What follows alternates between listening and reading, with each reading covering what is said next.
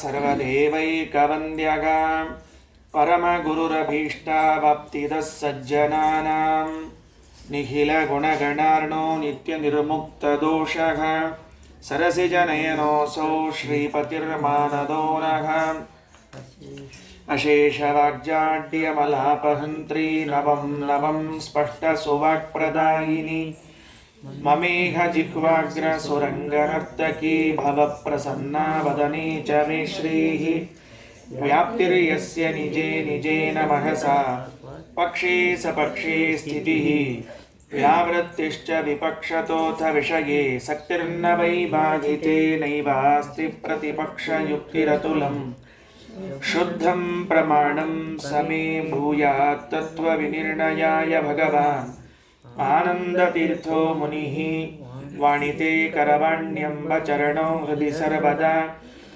ಮದ್ವಾಕ್ಯಸರಣಿರ್ಭೂಯಾತ್ ಶ್ರೀಮದಾಚಾರ್ಯ ಭಾವಗ ನಮೋಸ್ತು ತಾತ್ವಿಕಾ ದೇವಾಃ ವಿಷ್ಣುಭಕ್ತಿಪರಾಯಣಾಃ ಧರ್ಮಮಾರ್ಗೇ ಪ್ರೇರಯಂತು ಭವಂತಃ ಸರ್ವ ಏವ ಹಿ ಯಸ್ಯ ವಾಕ್ ಕಾಮಧೇನುರ್ನಃ ಕಾಮಿತಾರ್ಥಾನ್ ಪ್ರಯಚ್ಛತಿ ಸೇವೇತಂ ಜಯ ಯೋಗೀಂದ್ರಂ ಕಾಮಬಾಣಚ್ಛಿದಂ ಸದಾ ಅಸ್ಮದ್ಗುರು ಸಮಾರಂಭಾಂ ಟೀಕಾಕೃತ್ಪಾದಮಧ್ಯಗಾಂ ಶ್ರೀಮದಾಚಾರ್ಯಪರ್ಯಂತಾಂ ವಂದೇ ಗುರುಪರಂಪರಾಂ ಪೃಥ್ವೀಮಂಡಲಮಧ್ಯಸ್ಥಾಃ ಪೂರ್ಣಬೋಧಮತಾನುಗಾಃ ವೈಷ್ಣವಾ ವಿಷ್ಣುಹೃದಯಾಃ ತಾನ್ ನಮಸ್ಸೇ ಗುರೂನ್ ಮಮ ಆಪಾದಮೌಳಿಪರ್ಯಂತಂ ಗುರುಣಾಮಾಕೃತಿಂ ಸ್ಮರೇತ್ ತೇನ ವಿಘ್ನಾಃ ಪ್ರಣಶ್ಯಂತಿ ಸಿದ್ಧ್ಯಂತಿ ಚ ಮನೋರಥಾಃ ವೈಕುಂಠರಾಮೋ ಯಂಬಗುಲೇ ಸ್ವಯಮೇವ ಸ್ವಪೂಜಕಂ ರಘುಪ್ರಿಯಾರ್ಯ ಯೋಗೀಂದ್ರಂ ನೌಮಿ ಸದ್ಜ್ಞಾನಸಿದ್ಧಯೇ ಜಲಜ್ಯೇಷ್ಠನಿಭಾಕಾರಂ ಜಗದೀಶ ಪದಾಶ್ರಿತಂ ಜಗತೀತಲವಿಖ್ಯಾತಂ ಜಗನ್ನಾಥ ಗುರುಂ ಭಜೆ. ಶ್ರೀ ಗುರುಭ್ಯೋ ನಮಃ. ಇವತ್ತು ಜಗನ್ನಾಥದಾಸರ ಉತ್ತರ ಆರಾಧನಾ. ನಿನ್ನೆ ದಿವಸ ಅವರ ಆರಾಧನಾ ಆಗಿದೆ. ನಾವು ಇವತ್ತು ಅದರ ಆಚರಣೆಯನ್ನು ಮಾಡ್ತಾ ಇದ್ದೇವೆ. ದಾಸ ಸಾಹಿತ್ಯದಲ್ಲಿ ಅನೇಕ ದಾಸಶ್ರೇಷ್ಠರು ತಮ್ಮ ತಮ್ಮ ಕೃತಿಗಳನ್ನು ರಚಿಸಿ ಸಮಾಜಕ್ಕೆ ಭಕ್ತವರ್ಗಕ್ಕೆ ಉಪಕಾರವನ್ನು ಮಾಡಿದ್ದಾರೆ, ಅನುಗ್ರಹವನ್ನು ಮಾಡಿದ್ದಾರೆ. ಹಂಗೆ ದಾಸ ಪರಂಪರೆ ಎಲ್ಲಿ ಪ್ರಾರಂಭ ಆಯಿತು ಅಂತ ಹೇಳಿಕ್ಕೆ ಹೊರಟ್ರೆ ಸ್ವಲ್ಪ ಕಷ್ಟ ಅದು. ಯಾಕಂದರೆ ಒಬ್ಬರು ನಮ್ಮಿಂದ ಶುರುವಾಗಿದೆ ಅಂತ ಹೇಳಿದವರು ಇನ್ನೊಬ್ಬರಿಂದ ಶುರುವಾಗಿದೆ ಅಂತ ಹೇಳೋರು ಇದ್ದಾರೆ. ಸಾಮಾನ್ಯವಾಗಿ ಗೃಹಸ್ಥರಲ್ಲಿ ಅಂದರೆ ಸನ್ಯಾಸಿ ವರ್ಗದಲ್ಲೂ ದಾಸ ಸಾಹಿತ್ಯವನ್ನು ಬೆಳೆಸಿದವರಿದ್ದಾರೆ. ಶ್ರೀಪಾದರಾಜರು, ವ್ಯಾಸರಾಜರು, ವಾದಿರಾಜ ಸ್ವಾಮಿಗಳು ಇವರೆಲ್ಲರೂ ಸನ್ಯಾಸಿಗಳಲ್ಲಿ ದಾಸ ಸಾಹಿತ್ಯದ ಬೆಳವಣಿಗೆಗೆ ಕಾರಣರಾದವರು. ಇನ್ನು ಗೃಹಸ್ಥರಲ್ಲಿ ನೋಡ್ತಾ ಬಂದರೆ ಪುರಂದರದಾಸರಿಂದ ನಮಗೆ ನೋಡ್ಲಿಕ್ಕೆ ಸಿಗ್ತದೆ. ಅದಕ್ಕೂ ಮೊದಲು ಅಚಲಾನಂದದಾಸರು ಅಂತ ಇದ್ದರು, ಆಮೇಲೆ ಪುರಂದರದಾಸರದ್ದು ಅಂತ. ವಿಶೇಷವಾಗಿ ವ್ಯಾಸರಾಜರಿಂದ ಪುರಂದರ ವಿಠಲ ಅಂತ ಅಂಕಿತವನ್ನು ಪಡೆದುಕೊಂಡು 4 ಲಕ್ಷಗಳು 5 ಲಕ್ಷ ಪದ್ಯಗಳನ್ನು ಬರೆದಿದ್ದಾರೆ ಎನ್ನುವಂತಹ ಮಾತನ್ನು ಕೇಳುತ್ತೇವೆ. ಹಾಗಾಗಿ ಆ ಪುರಂದರದಾಸರು, ಅದಾದ ಮೇಲೆ ವಿಜಯದಾಸರಾದ ಮೇಲೆ ಮುಂದೆ ಗೋಪಾಲದಾಸರು, ಕೊನೆಗೆ ಜಗನ್ನಾಥದಾಸರು. ಇದು ದಾಸ ಚತುಷ್ಟಯರಲ್ಲಿ 4 ಜನರು ದಾಸ ಶ್ರೇಷ್ಠರು ಹೆಚ್ಚು ಪ್ರಚಾರದಲ್ಲಿ ಇರುವಂಥವರಾಗಿದ್ದಾರೆ. ಪುರಂದರದಾಸರ ಹಾಗೂ ವಿಜಯದಾಸರ ಮತ್ತು ಗೋಪಾಲದಾಸರ ಕೃತಿಗಳೆಲ್ಲವದರ ರಸವನ್ನು ನೋಡಬೇಕು ಅಂತಿದ್ದರೆ ಜಗನ್ನಾಥದಾಸರ ಕೃತಿಗಳನ್ನು ನೋಡಿದಾಗ ಅದರಲ್ಲಿ ಎಲ್ಲವೂ ಸಿಗುತ್ತದೆ. ಸಹಜವಾಗಿ ನಾವು ಜಗನ್ನಾಥದಾಸರ ಗ್ರಂಥಗಳನ್ನು, ಅದರಲ್ಲೂ ವಿಶೇಷವಾಗಿ ಹರಿಕಥಾಮೃತಸಾರವನ್ನು ನೋಡ್ತಾ ಇದ್ದರೆ ಸರ್ವಮೂಲ ಗ್ರಂಥಗಳಲ್ಲಿ ಬಂದಿರುವ ವಿಷಯಗಳನ್ನು ತಿಳಿಸಿಕೊಡ್ತಾರೆ ಅಂತ ಒಂದು ಕಡೆಯಿಂದ ಅನಿಸೋದು. ಆದರೆ ಸ್ವಲ್ಪ ಆಳಕ್ಕೆ ವಿಚಾರ ಮಾಡಿದರೆ ವಿಜಯದಾಸರ ಸುಳಾದಿಗಳ ಅರ್ಥ ಇದೆ, ಗೋಪಾಲದಾಸರ ಸುಳಾದಿಗಳ ಅರ್ಥವೂ ಅದರಲ್ಲಿ ಬರ್ತಾ ಇದೆ. ತುಂಬ ಅಪರೂಪ ಅವೆಲ್ಲ ಹೇಳೋದು. ಹಾಗಾಗಿ ದಾಸ ಚತುಷ್ಟಯರಲ್ಲಿ ನಾವು ಜಗನ್ನಾಥದಾಸರ ಕಾಲ, ದಾಸರ ಒಂದು ಪರಂಪರೆಯಲ್ಲಿ ಕೊನೆಗೆ ನೋಡ್ತೇವೆ. ಅಂತಹ ದಾಸಶ್ರೇಷ್ಠರಾಗಿರುವಂತಹ ಜಗನ್ನಾಥದಾಸರ ಆರಾಧನೆ, ಅವರ ಬಗ್ಗೆ ಏನು ಹೇಳಬೇಕು? ಅವರ ಕೃತಿಗಳು ಸಾಕಷ್ಟಿವೆ. ನಾವು ಕೇಳದೇ ಇರುವಂತಹ ಕೃತಿಗಳೇ ಸಾಕಷ್ಟಿವೆ. ಪ್ರಾಯ ಎಲ್ಲರೂ ಕೂಡ ಹರಿಕಥಾಮೃತಸಾರವನ್ನು ನೋಡಿ ಜಗನ್ನಾಥದಾಸರು ಬರೆದದ್ದು ಅದು ಒಂದೇನೋ ಅನಿಸುವಂತೆ ಮಾತಾಡ್ತಿರ್ತೇವೆ. ತತ್ವಸುವಾಲಿ ಅಂತ ಬರೆದಿದ್ದಾರೆ, ಫಲವಿದು ಬಾಳ್ದುದಕ್ಕೆ ಅಂತ ಬರೆದಿದ್ದಾರೆ. ಭಾರತಿ ಮಜ್ಜನನಿ ಎನ್ನುವಂತಹ ಒಂದು ಭಾರತೀ ದೇವಿ ಮೇಲಿನ ಪದ್ಯ ಇದೆ. ಆಶ್ಚರ್ಯವೆನಿಸೋದು, ಜಗನ್ನಾಥದಾಸರು ಯತಿಗಳ ಸ್ತೋತ್ರವನ್ನು ಮಾಡಿರುವಂತಹದ್ದು. ಬಹಳಷ್ಟು ಯತಿಗಳ ಸ್ತೋತ್ರವನ್ನು ಮಾಡ್ತಾರೆ. ಹಾಡುಗಳು ನೋಡಿದರೆ ಇವ್ರನ್ನೆಲ್ಲ ಸ್ತೋತ್ರ ಮಾಡಿದ್ದಾರಾ ಅಂತ ಅನಿಸ್ಬೇಕಷ್ಟೆ. ತುಂಬ ಅಪರೂಪದ್ದೇನು ಅಂದರೆ ಕೃಷ್ಣದ್ವೈಪಾಯನ ತೀರ್ಥರು. ಸಹಜವಾಗಿ ಕೃಷ್ಣದ್ವೈಪಾಯನ ತೀರ್ಥರನ್ನು ನಾವೆಲ್ಲ ಮರೆತಾಗಿದೆ, ಯಾರು ಅಂತೂ ಗೊತ್ತಿಲ್ಲ ನಮಗೆ. ರಘುತ್ತಮ ಸ್ವಾಮಿಗಳ ಶಿಷ್ಯರು ವೇದವ್ಯಾಸ ತೀರ್ಥರು, ಅವರ ಶಿಷ್ಯರು ಕೃಷ್ಣದ್ವೈಪಾಯನ ತೀರ್ಥರು ಅಂತ ಅವರೇ ಪದ್ಯದಲ್ಲಿ ತಿಳಿಸಿಕೊಡುತ್ತಾರೆ. ಕೃಷ್ಣದ್ವೈಪಾಯನ ತೀರ್ಥರ ಬಗ್ಗೆ ಪದ್ಯ ಅಪರೂಪದ್ದು ಜಗನ್ನಾಥದಾಸರು ಮಾಡಿರುವಂತಹದ್ದು. ಕ್ರಮವಾಗಿ ಹೇಳ್ತಾ ಬಂದರೆ ಟೀಕಾಕೃತ್ಪಾದರ ಮೇಲೆ ಸ್ತೋತ್ರವನ್ನು ಮಾಡಿದ್ದಾರೆ. ಜಯರಾಯ ಅನ್ನುವಂತಹ ಒಂದು ಪದ್ಯ ಇದೆ. ಅದಾದ ಮೇಲೆ ವಾದಿರಾಜಸ್ವಾಮಿಗಳ ಮೇಲೆ ಜಗನ್ನಾಥದಾಸರ ಕೃತಿ ಇದೆ, ವಾದಿರಾಜ ಸ್ವಾಮಿಗಳ ಮೇಲೆ. ಅದಾದ ಮೇಲೆ ರಾಯರ ಮೇಲೆ.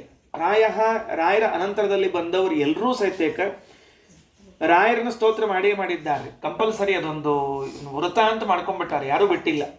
ಟೀಕಾಕೃತ್ಪಾದರ ಸ್ತೋತ್ರ ಹೌದೇ ಹೌದು, ಅಲ್ಲೊಂದು ಹಾಡದ ವಾದಿರಾಜ ಸ್ವಾಮಿಗಳ ಮೇಲೆ, ರಾಯರ ಮೇಲೆ ಅನೇಕ ಹಾಡುಗಳನ್ನು ಬರೆದಿದ್ದಾರೆ. ರಾಯರದ ಆದ ಮೇಲೆ ಮುಂದೆ ಬರುವಂತಹದ್ದು ವರದೇಂದ್ರ ತೀರ್ಥರ ಮೇಲೆ, ವಸುದೇಂದ್ರ ತೀರ್ಥರ ಮೇಲೆ, ಭುವನೇಂದ್ರ ತೀರ್ಥರ ಮೇಲೂ ಹಾಡುಗಳನ್ನು ಬರೆದಿದ್ದಾರೆ ಜಗನ್ನಾಥದಾಸರು. ಅವರು ವರದೇಂದ್ರರು, ವಸುದೇಂದ್ರರು, ಭುವನೇಂದ್ರರು 3 ಮಂದಿ ಸಾಲಾಗಿ ಬರುವಂಥವ್ರು, ಅವ್ರ ಮೇಲೂ ಹಾಡು ಬರೆದಿದ್ದಾರೆ. ಅದಾದ ಮೇಲೆ ವಿಶೇಷ ಏನು ಅಂತ ಕೇಳಿದ್ರೆ ಸತ್ಯಸಂಧ ತೀರ್ಥರ ಮೇಲೆ ಹಾಡು ಬರೆದಿದ್ದಾರೆ ಜಗನ್ನಾಥದಾಸರು. ಸತ್ಯವರ ತೀರ್ಥರ ಮೇಲೆ ಹಾಡು ಬರೆದಿದ್ದಾರೆ ಜಗನ್ನಾಥದಾಸರು. ಸತ್ಯಸಂಧ ತೀರ್ಥರು, ಸತ್ಯವರ ತೀರ್ಥರು, ಅವರ ಮೇಲೆ ಗುರುಗಳು ಸತ್ಯಬೋಧ ಸ್ವಾಮಿಗಳು. ಸತ್ಯಬೋಧ ಸ್ವಾಮಿಗಳ ಕಾಲದಲ್ಲೇನೆ ಅವರು ವಿಶೇಷವಾಗಿ ಒಡನಾಟ ಇದ್ದದ್ದು. ಸತ್ಯಬೋಧ ಸ್ವಾಮಿಗಳ ಪಾದಕ ಮಾನ್ವಿ ಒಳಗೆ ಅವ್ರ ಮಂತ್ರಾಕ್ಷತಿ ಬುಟ್ಟಿ ಇಲ್ಲಿ ಹಿಂಗೆ ಅಷ್ಟು ಪ್ರೇಮ ಇದ್ದವ್ರಿ. ಇಷ್ಟ ತಿಳ್ಕೊಂಡ್ರೆ ಸಾಕು, ನಾವು ಅಷ್ಟು ಪ್ರೇಮ ಇತ್ತು ಅಂತ ಇಷ್ಟು ತಿಳ್ಕೊಂಡ್ಬಿಟ್ರೆ ಮುಗಿದು ಹೋದ ಕೆಲಸ. ಹೀಗಾಗಿ ಜಗನ್ನಾಥದಾಸರ ಕಾಲಕ್ಕೆ ಅವರು ಸತ್ಯಬೋಧ ಸ್ವಾಮಿಗಳು ನೋಡಿದ್ದವರು, ಅವರನ್ನು ಸ್ತೋತ್ರ ಮಾಡಿದವರು, ಸತ್ಯ ಸಂಧ ತೀರ್ಥರನ್ನ, ಸತ್ಯವರ ತೀರ್ಥರನ್ನ, ಇಷ್ಟೆಲ್ಲ ಮಂದಿಯನ್ನು ಕೂಡ ದಾಸರು ಸ್ತೋತ್ರ ಮಾಡ್ತಾ ಇದ್ದಾರೆ. ಭಗವಂತನದ್ದು, ಪ್ರಾಣದೇವರದ್ದು, ಉಳಿದವ್ರದ್ದೆಲ್ಲ ಇದ್ದೇ ಇದೆ, ಅದನ್ನು ಮಾಡೇ ಮಾಡ್ತಿರ್ತಾರೆ, ಈ ವಿಷಯ ಇಲ್ಲೇ ಇಲ್ಲ. ಜಗನ್ನಾಥದಾಸರ ಮತ್ತೊಂದು ವಿಶೇಷ ಏನು ಅಂತ ಕೇಳಿದ್ರೆ ವ್ಯಾಸ ತತ್ವಜ್ಞ ತೀರ್ಥರ ಮೇಲೆ ಒಂದು ಹಾಡು ಬರೆದಿದ್ದಾರೆ. ಪ್ರಾಯ ನಾವು ವ್ಯಾಸ ತತ್ವಜ್ಞರ ಬಗ್ಗೆ ಮೊನ್ನೆ ಕೇಳಿದಿವಿ, ಅವರ ಮಹಿಮೆಯನ್ನು ಕೇಳಿದ್ದೇವೆ. ವ್ಯಾಸ ತತ್ವಜ್ಞ ತೀರ್ಥರ ಮೇಲೂ ಒಂದು ಹಾಡಿದೆ, ತೆರಳಿದರು ವ್ಯಾಸ ತತ್ವಜ್ಞರು ಅಂತ ಒಂದು ಹಾಡು ಬರೆದಿದ್ದಾರೆ. ಆಮೇಲೆ ಪುರಂದರದಾಸರ ಮೇಲೆ, ವಿಜಯದಾಸರ ಮೇಲೆ, ಗೋಪಾಲದಾಸರ ಮೇಲೆ ಅಂತೂ ಹಾಡು ಸರಿ ತಮ್ಮ ಗುರುಗಳು ಪರಮ ಗುರುಗಳು ಅಂತ ತಿಳಿದುಕೊಂಡಿರುವಂಥವ್ರು. ಹೀಗೆ ನಾವು ಜಗನ್ನಾಥದಾಸರ ಕೃತಿಗಳನ್ನು ನೋಡ್ತಾ ಬಂದಾಗ ಅವರು ಭಗವಂತನ, ಲಕ್ಷ್ಮೀದೇವಿಯ ಸ್ತೋತ್ರಗಳನ್ನು, ಪ್ರಾಣದೇವರ ಸ್ತೋತ್ರವನ್ನು ಮಾಡುವುದಷ್ಟೇ ಅಲ್ಲದೆ ಗುರು ಪರಂಪರೆಯ ಸ್ತೋತ್ರವನ್ನು ಮಾಡಿಕೊಟ್ಟಿದ್ದಾರೆ. ಅದರಲ್ಲಿ ಮಠಭೇದ ಕಾಣಿಸುವುದಿಲ್ಲ. ಇವರು ಉತ್ತರಾದಿ ಮಠದವರು, ಇವರು ರಾಯರ ಮಠದವರು, ಹಿಂಗೇನಿಲ್ಲ. ಸತ್ಯಸಂಧ ತೀರ್ಥರು, ಸತ್ಯವರ ತೀರ್ಥರು, ಸತ್ಯಬೋಧ ಸ್ವಾಮಿಗಳು ಎಲ್ಲರ ಸ್ತೋತ್ರವನ್ನು ವ್ಯಾಸ ತತ್ವಜ್ಞರು ಮಾಡ್ತಾರೆ, ವರದಾನ ಸ್ವಾಮಿಗಳ ಸ್ತೋತ್ರವನ್ನು ಮಾಡ್ತಾರೆ. ಹಾಗಾಗಿ ಅವರೆಲ್ಲರ ಸ್ತೋತ್ರಗಳು ನಾವು ಜಗನ್ನಾಥದಾಸರ ಪದ್ಯದಲ್ಲಿ ಕಾಣಲಿಕ್ಕೆ ಸಿಗುತ್ತದೆ. ಅವರ ಮಹಿಮೆಗಳು ಅಪಾರವಾದದ್ದು. ನಿನ್ನೆ ಸಾಯಂಕಾಲದಲ್ಲಿ ಪ್ರವಚನದಲ್ಲಿ ಹೇಳುವಾಗ ಒಂದು ಮಹಿಮೆಯನ್ನು ಹೇಳಿದ್ದೆ ಜಗನ್ನಾಥದಾಸರದ್ದು. ಅವರೇನ ನರಸಿಂಹ ಸುಳಾದಿಯನ್ನು ಬರೆದು ಕೊಟ್ಟರು, ಆ ಬ್ರಾಹ್ಮಣ ಅವನು ಸಂಪತ್ತನ್ನು ಪಡೆದುಕೊಂಡ. ವಿಶೇಷವಾಗಿ ಸುರ್ಪುರ್ ಸಂಸ್ಥಾನಕ್ಕೆ ಕೋಶಾಧ್ಯಕ್ಷನಾಗುವಂತಹ ಭಾಗ್ಯ ಬಂತವನಿಗೆ ಅಂತ ನಾವು ಕೇಳ್ತೇವೆ. ಹೀಗೆ ಅನೇಕ ಮಹಿಮೆಗಳನ್ನು ತೋರಿಸಿದ್ದಾರೆ. ಮಹಿಮೆಗಳ ಬಗ್ಗೆ ಅನಂತರದಲ್ಲಿ ಮಾತಾಡ್ತೇನೆ. ಮೊದಲು ಒಂದು ಪದ್ಯದ ವಿವರಣೆಯನ್ನು, ಒಂದು ಭಾಗದ ವಿವರಣೆಯನ್ನು ಕೊಡಲಿಕ್ಕೆ ಪ್ರಯತ್ನ ಮಾಡ್ತೇನೆ. ಪ್ರಾಯಶಃ ಹರಿಕಥಾಮೃತಸಾರವನ್ನು ಸಾಕಷ್ಟು ಓದಿದ್ದೇವೆ ಅಂತ ಇಟ್ಟುಕೊಂಡು ಮತ್ತೊಂದು ಸರ್ತಿ ಪುಸ್ತಕ ತೆಗೆದು ನೋಡಿದಾಗ ಏನು ಅನ್ನಿಸ್ತದ ಅಂತ. ಅದು ವಿಭೂತಿ ಸಂಧಿಯಲ್ಲಿ ಒಂದು ಪದ್ಯ ಪ್ರಾರಂಭವಾಗ್ತದೆ. ಪ್ರಾಯಶಃ ವಿಭೂತಿ ಸಂಧಿ ಇರುವುದೇ ಭಗವಂತನ ಅನೇಕ ರೂಪಗಳ ಚಿಂತನೆಯನ್ನು ಮಾಡಲಿಕ್ಕೆ ಅಂತ ಅನ್ನಿಸ್ತದೆ ನೋಡಿದಾಗ. ಅದು ಅನೇಕ ರೂಪಗಳು, ಅನೇಕ ರೀತಿಯಿಂದ ಚಿಂತನೆ ಮಾಡಬೇಕು ಅಂತ. ಅದರಲ್ಲಿ ಈ ದೇಹ ಇದೆಯಲ್ಲ, ಈ ದೇಹವನ್ನು ಏನಂತ ಚಿಂತನೆ ಮಾಡಬೇಕು ಅಂತ ಪ್ರಾರಂಭ ಮಾಡ್ತಾರೆ. ಉಪನಿಷತ್ತಿನಲ್ಲಿ ಬಂದದ್ದು, ಉಪನಿಷತ್ತಿನ ಭಾಷ್ಯದಲ್ಲಿ ಬಂದಿರುವಂತಹ ಮಾತುಗಳನ್ನೇ ಜಗನ್ನಾಥದಾಸರು ತರ್ತಾರೆ. ಅದರಲ್ಲಿ ವಿಭೂತಿ ಸಂಧಿಯಲ್ಲಿ 19 ಮತ್ತು 20, 21 ಈ 3 ಪದ್ಯಗಳಲ್ಲಿ ನಿಮ್ಮ ದೇಹ ಅಂದರೆ ಏನಂತ ಚಿಂತನೆ ಮಾಡಬೇಕು ಅಂತ ಹೇಳಿ ಹೊರಟಿದ್ದಾರೆ. ಏನದು ದೇಹ ಅಂದರೆ? ಮಧು ವಿರೋಧಿಯ ಪಟ್ಟಣಕ್ಕೆ ಇದು ದೇವರ ಊರಂತ. ದೇವರ ಊರು. ಈ ದೇಹ ಅನ್ನೋದು ಭಗವಂತನ ಪಟ್ಟಣ, ಭಗವಂತನ ನಗರ. ಪ್ರಾಯಶಃ ಭಾಗವತವನ್ನು ಓದ್ತಾ ಇದ್ದವರಿಗೆ ಪುರಂಜನೋಪಾಖ್ಯಾನವನ್ನು ಕೇಳಿದರೆ ಏನು ಬರಬೇಕೋ ಅದೇ ವಿಷಯವನ್ನೇ ಜಗನ್ನಾಥದಾಸರು ತಂದಿದ್ದಾರೆ. ಪುರಂಜನೋಪಾಖ್ಯಾನ ಕಥೆ ಕೇಳಿರ್ತೇವೆ, ದಾಸರ ವಾಕ್ಯ ಇಲ್ಲಿ ಓದಿರ್ತೇವೆ, ಎರಡನ್ನೂ ಸೇರಿಸ್ಕೊಂಡ್ರೆ ಸಾಕಷ್ಟೇ, ಕೆಲಸ ಮುಗಿದು ಹೋಯ್ತು. ಪುರಂಜನೋಪಾಖ್ಯಾನದಲ್ಲಿ ಬಂದಿರುವ ಎಲ್ಲ ಅಂಶಗಳು ಇದರಲ್ಲಿ ಬಂದಿದೆ. ಸ್ವಲ್ಪ ವಿಶೇಷವಾಗಿ ನಾವು ಇದನ್ನು ಚಿಂತನೆ ಮಾಡಬೇಕು.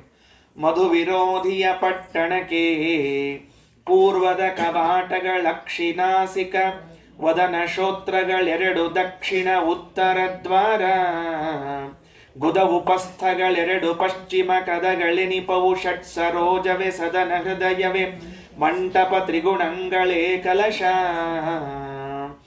ದೇವ ಮಧುಸೂದನ, ಅದು ಮಧು ವಿರೋಧಿ ಅಂದರೆ ಮಧುಸೂದನ. ಆ ಮಧುಸೂದನ ರೂಪಿಯಾದ ಪರಮಾತ್ಮ ಏನಿದ್ದಾನಲ್ಲ, ಅವನ ಪಟ್ಟಣಕ್ಕೆ, ಅದು ಊರು ಅಂದಮೇಲೆ ಒಂದು 4 ಬಾಗಿಲು ಇರ್ಬೇಕಂತೆ. ಈಗ ನಮಗೆ ಎಷ್ಟು ಬಾಗಿಲಿಲ್ರಿ, ಎಲ್ಲ ಕಡೆ ತೆಗೆದುಬಿಟ್ಟ. ಯಾವಾಗ ಹಿಂದಕ್ಕೆ ಒಂದು ಸ್ವಲ್ಪ ಬಾಗ್ಲ ಅಂತ ಇರ್ತಿದ್ವು, ಅಗಸಿ ಬಾಗ್ಲ ಅಂತ ಇರ್ತಿದ್ವು, ಪೂರ್ವಕ್ಕೆ ಪಶ್ಚಿಮಕ್ಕೆ ಅಂತ ಹಿಂಗೆ ಇರ್ತಿದ್ವು. ಈ ಎಲ್ಲ ಕಡೆ ಓಪನ್ ಅವರಿ, ಎಲ್ಲಿ ಬೇಕೆಂದು ಯಾರು ಬೇಕಾದ್ರೆ ಬರ್ಬೋದು. ಈಗ ನಾವು ಭಾಳ ಉದಾರಿಗಳು ಅಂತ ಅರ್ಥ. ಅದಕ್ಕೆ ಹಂಗೇನು ಬಾಗ್ಲ ಹಾಕೊಂಡು ಕೊಡ್ಬೇಕು ಅಂತ ಇಟ್ಕೊಂಡಿಲ್ಲ. ಯಾಕಂದ್ರೆ ಹೋಗ್ರಿ ನೀವು, ನಮಗೇನು ಸಂಬಂಧ ಇಲ್ಲ ಅಂತ ಅರ್ಥ. ಅದಕ್ಕೆ ಪೂರ್ವದ ಬಾಗಿಲು ಅದು ಯಾವುದು ಅಂತ ಕೇಳಿದ್ರೆ, ನಮ್ಮ 2 ಕಣ್ಣು ಮತ್ತು 2 ಮೂಗುಗಳೇನಿವೆ, ಇವೇ ಪೂರ್ವದ್ವಾರಕ್ಕೆ ಇರುವಂತಹ ಬಾಗಿಲುಗಳು ಅಂತ ತಿಳ್ಕೊಳ್ಬೇಕು. 2 ಕಣ್ಣು 2 ಮೂಗು. ಇದು ಏನು ಅಂದರೆ ಭಗವಂತನ ಊರೆನಿಸಿರುವಂತಹ ಈ ದೇಹಕ್ಕೆ ಪೂರ್ವದ ಬಾಗಿಲು ಅಂತ. ಸಂತೋಷ. ಬಾಯಿ ಏನದಲ್ಲ, ಇದು ಉತ್ತರ ಬಾಗಿಲು ಅಂತ ಕರೀತದಂತೆ. ವದನ ಶ್ರೋತ್ರಗಳೆರಡು ದಕ್ಷಿಣ ಉತ್ತರ ದ್ವಾರ. ಬಾಯಿ ಉತ್ತರದ ಬಾಗಿಲು, ಕಿವಿಗಳೆರಡೂ ಕೂಡ ದಕ್ಷಿಣದ ಬಾಗಿಲು ಅಂತ ಕರೆಸಿಕೊಳ್ಳುವಂತಹದ್ದಾಗಿದೆ. ಸಂತೋಷ. ಇನ್ನೊಂದು ಉಳ್ಕೊಳ್ತಲ್ಲ, ಪಶ್ಚಿಮದ ಬಾಗಿಲು ಅಂದರೆ ಗುದ ಉಪಸ್ಥಗಳೇ ಮಲಮೂತ್ರವನ್ನು ವಿಸರ್ಜಿಸುವಂತಹ ಇಂದ್ರಿಯಗಳೇನಿವೆಯೋ ಇವುಗಳನ್ನೇ ಪಶ್ಚಿಮ ದ್ವಾರ ಅಂತ ಕರೀತಾರೆ. ಅಂತೂ ಊರಿಗೆ 4 ದ್ವಾರ ಆದವರಿ. ಅದು ಮತ್ತೆ ಕಣ್ಣು ಮೂಗು ಪೂರ್ವದ್ದು, ಬಾಯಿ ಕಿವಿ ಉತ್ತರ ದಕ್ಷಿಣ, ಹಿಂದಿರುವಂತಹದ್ದು ಪಶ್ಚಿಮ ದ್ವಾರ ಅಂತ ಕರೆಸಿಕೊಳ್ತಾ ಇದ್ದಾರೆ. ಇನ್ನು ಇದರಲ್ಲಿ ಅವ ದೇವರು ಮನಿ ಮಾಡ್ಕೊಂಡಿದ್ದಾನೆ. ಊರಿನಾಗ ಮನಿ ಅಂತ ಇರ್ತದೆ, ಬರೀ ಊರಷ್ಟೇ ಇರಂಗಿಲ್ಲ, ಊರೊಳಗೆ ಮನಿ ಅಂತ ಬೇರೆ ಇರ್ತದೆ. ಯಾರ ಮನಿ ಅಂತ ಕೇಳಿದ್ರೆ ಅದಕ್ಕಂತಾರೆ ಷಟ್ ಸರೋಜವೇ ಸದನ. ಅವನ ಮನಿ ಯಾವುದು ಅಂದರೆ ನಮ್ಮ ಹೃದಯದಲ್ಲಿರುವಂತಹ 6 ದಳಗಳ ಕಮಲ ಏನಿದೆಯಲ್ಲ, ಈ 6 ಅಥವಾ 6 ಕಮಲಗಳೇನಿವೆಯಲ್ಲ, ಇವುಗಳೇ ಮನೆ ಅಂತ ಕರೆಸಿಕೊಳ್ಳುವಂತಹದ್ದು. ಹೃದಯವೇ ಮಂಟಪ. ಬಹಳ ವಿಚಿತ್ರ ಏನು ಅಂದರೆ, ಆ ಮನೆಯಲ್ಲೂ ಒಂದು ಮಂಟಪ ಇದೆ ಅಂತ. ಯಾವ ಮಂಟಪ? ಹೃದಯವೆಂಬುವಂತಹದ್ದೇ ಒಂದು ಮಂಟಪ ಅಂತ ತಿಳಿದುಕೊಳ್ಳ್ರಿ. ಅಂತೂ ಊರಿನೊಳಗೆ ಒಂದು ಮನೆಯೊಳಗೊಂದು ಮಂಟಪ ಅಂತ. ಎಲ್ಲಿ ತನಕ ಬಂದ್ರೆ ಮಂಟಪ ಬರೋ ತನಕ ಅಂದರೆ ನಮ್ಮ ಹೃದಯ ಏನಿತ್ತಲ್ಲ, ಈ ಹೃದಯವನ್ನೇ ಮಂಟಪ ಅಂತ ಕರೀತಾ ಇದ್ದಾರೆ. ಈ ಮಂಟಪ ಆದ ಮೇಲೆ ಆ ಮಂಟಪಕ್ಕೆ 3 ಕಲಶಗಳು ಬೇರೆ ಇಟ್ಟಿದ್ದಾರಂತೆ. ಚಂದ ಇರ್ತಾವ ನೋಡ್ರಿ, ಮ್ಯಾಲೆ ಇಟ್ಟಿರ್ತಾರಲ್ಲ, ಅದು ಕಲಶಾರೋಹಣ ಅಂತ ಹಿಂಗೆ ಮಾಡ್ತಿರಂಗಿಲ್ಲ, ಗುಡಿಗೆ ಮ್ಯಾಲೆಲ್ಲ ಕಲಶ ಹಾಕೋದು ಅಂತ ತಿಳ್ಕೊಂಡು ಹೇಳಿ. ಹಂಗೆ ಈ ದೇಹವೆಂಬುವಂಥ ಊರಿಗೆ, ಹೃದಯವೆಂಬುವಂತಹ ಮಂಟಪಕ್ಕೆ ಕಲಶಗಳು ಯಾವುದು ಅಂತ ಕೇಳಿದ್ರೆ ತ್ರಿಗುಣಗಳೇ ಕಲಶಗಳು ಅಂತ ಹೇಳ್ತಿದ್ದಾರೆ. ಸತ್ವಗುಣ ರಜೋಗುಣ ತಮೋಗುಣಗಳೇನಿವೆಯಲ್ಲ, ಇವುಗಳೇ ಕಲಶ ಅಂತ ತಿಳ್ಕೊಳ್ರಿ. ಮಧು ವಿರೋಧಿಯ ಪಟ್ಟಣಕ್ಕೆ ಪೂರ್ವದ ಕವಾಟಗಳಕ್ಷಿನಾಸಿಕ ವದನ ಶ್ರೋತ್ರಗಳೆರಡು ದಕ್ಷಿಣ ಉತ್ತರ ದ್ವಾರ ಗುದ ಉಪಸ್ಥಗಳೆರಡು ಪಶ್ಚಿಮ ಕದಗಳೆನಿಪವು ಷಟ್ ಸರೋಜವೇ ಸದನ ಹೃದಯವೇ ಮಂಟಪ ತ್ರಿಗುಣಂಗಳೇ ಕಲಶ. ಆತೇನಾಚಾರ ಅಂತ ಕೇಳಿದ್ರೆ ಇನ್ನೂ ಊರು ಪೂರ್ಣ ಮುಗಿದಿಲ್ರಿ ಅದಕ್ಕೆ. ಯಾಕಂದ್ರೆ ಅದಕ್ಕೆ ಊರಿಗೆ ಕ್ವಾಟಿ ಗಾಡಿ ಕಟ್ಟಬೇಕಾಗ್ತಿರ್ತಾವೆ.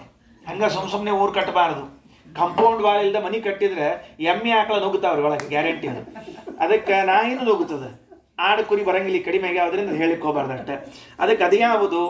ಧಾತುಗಳೇ ಸಪ್ತಾವರಣ.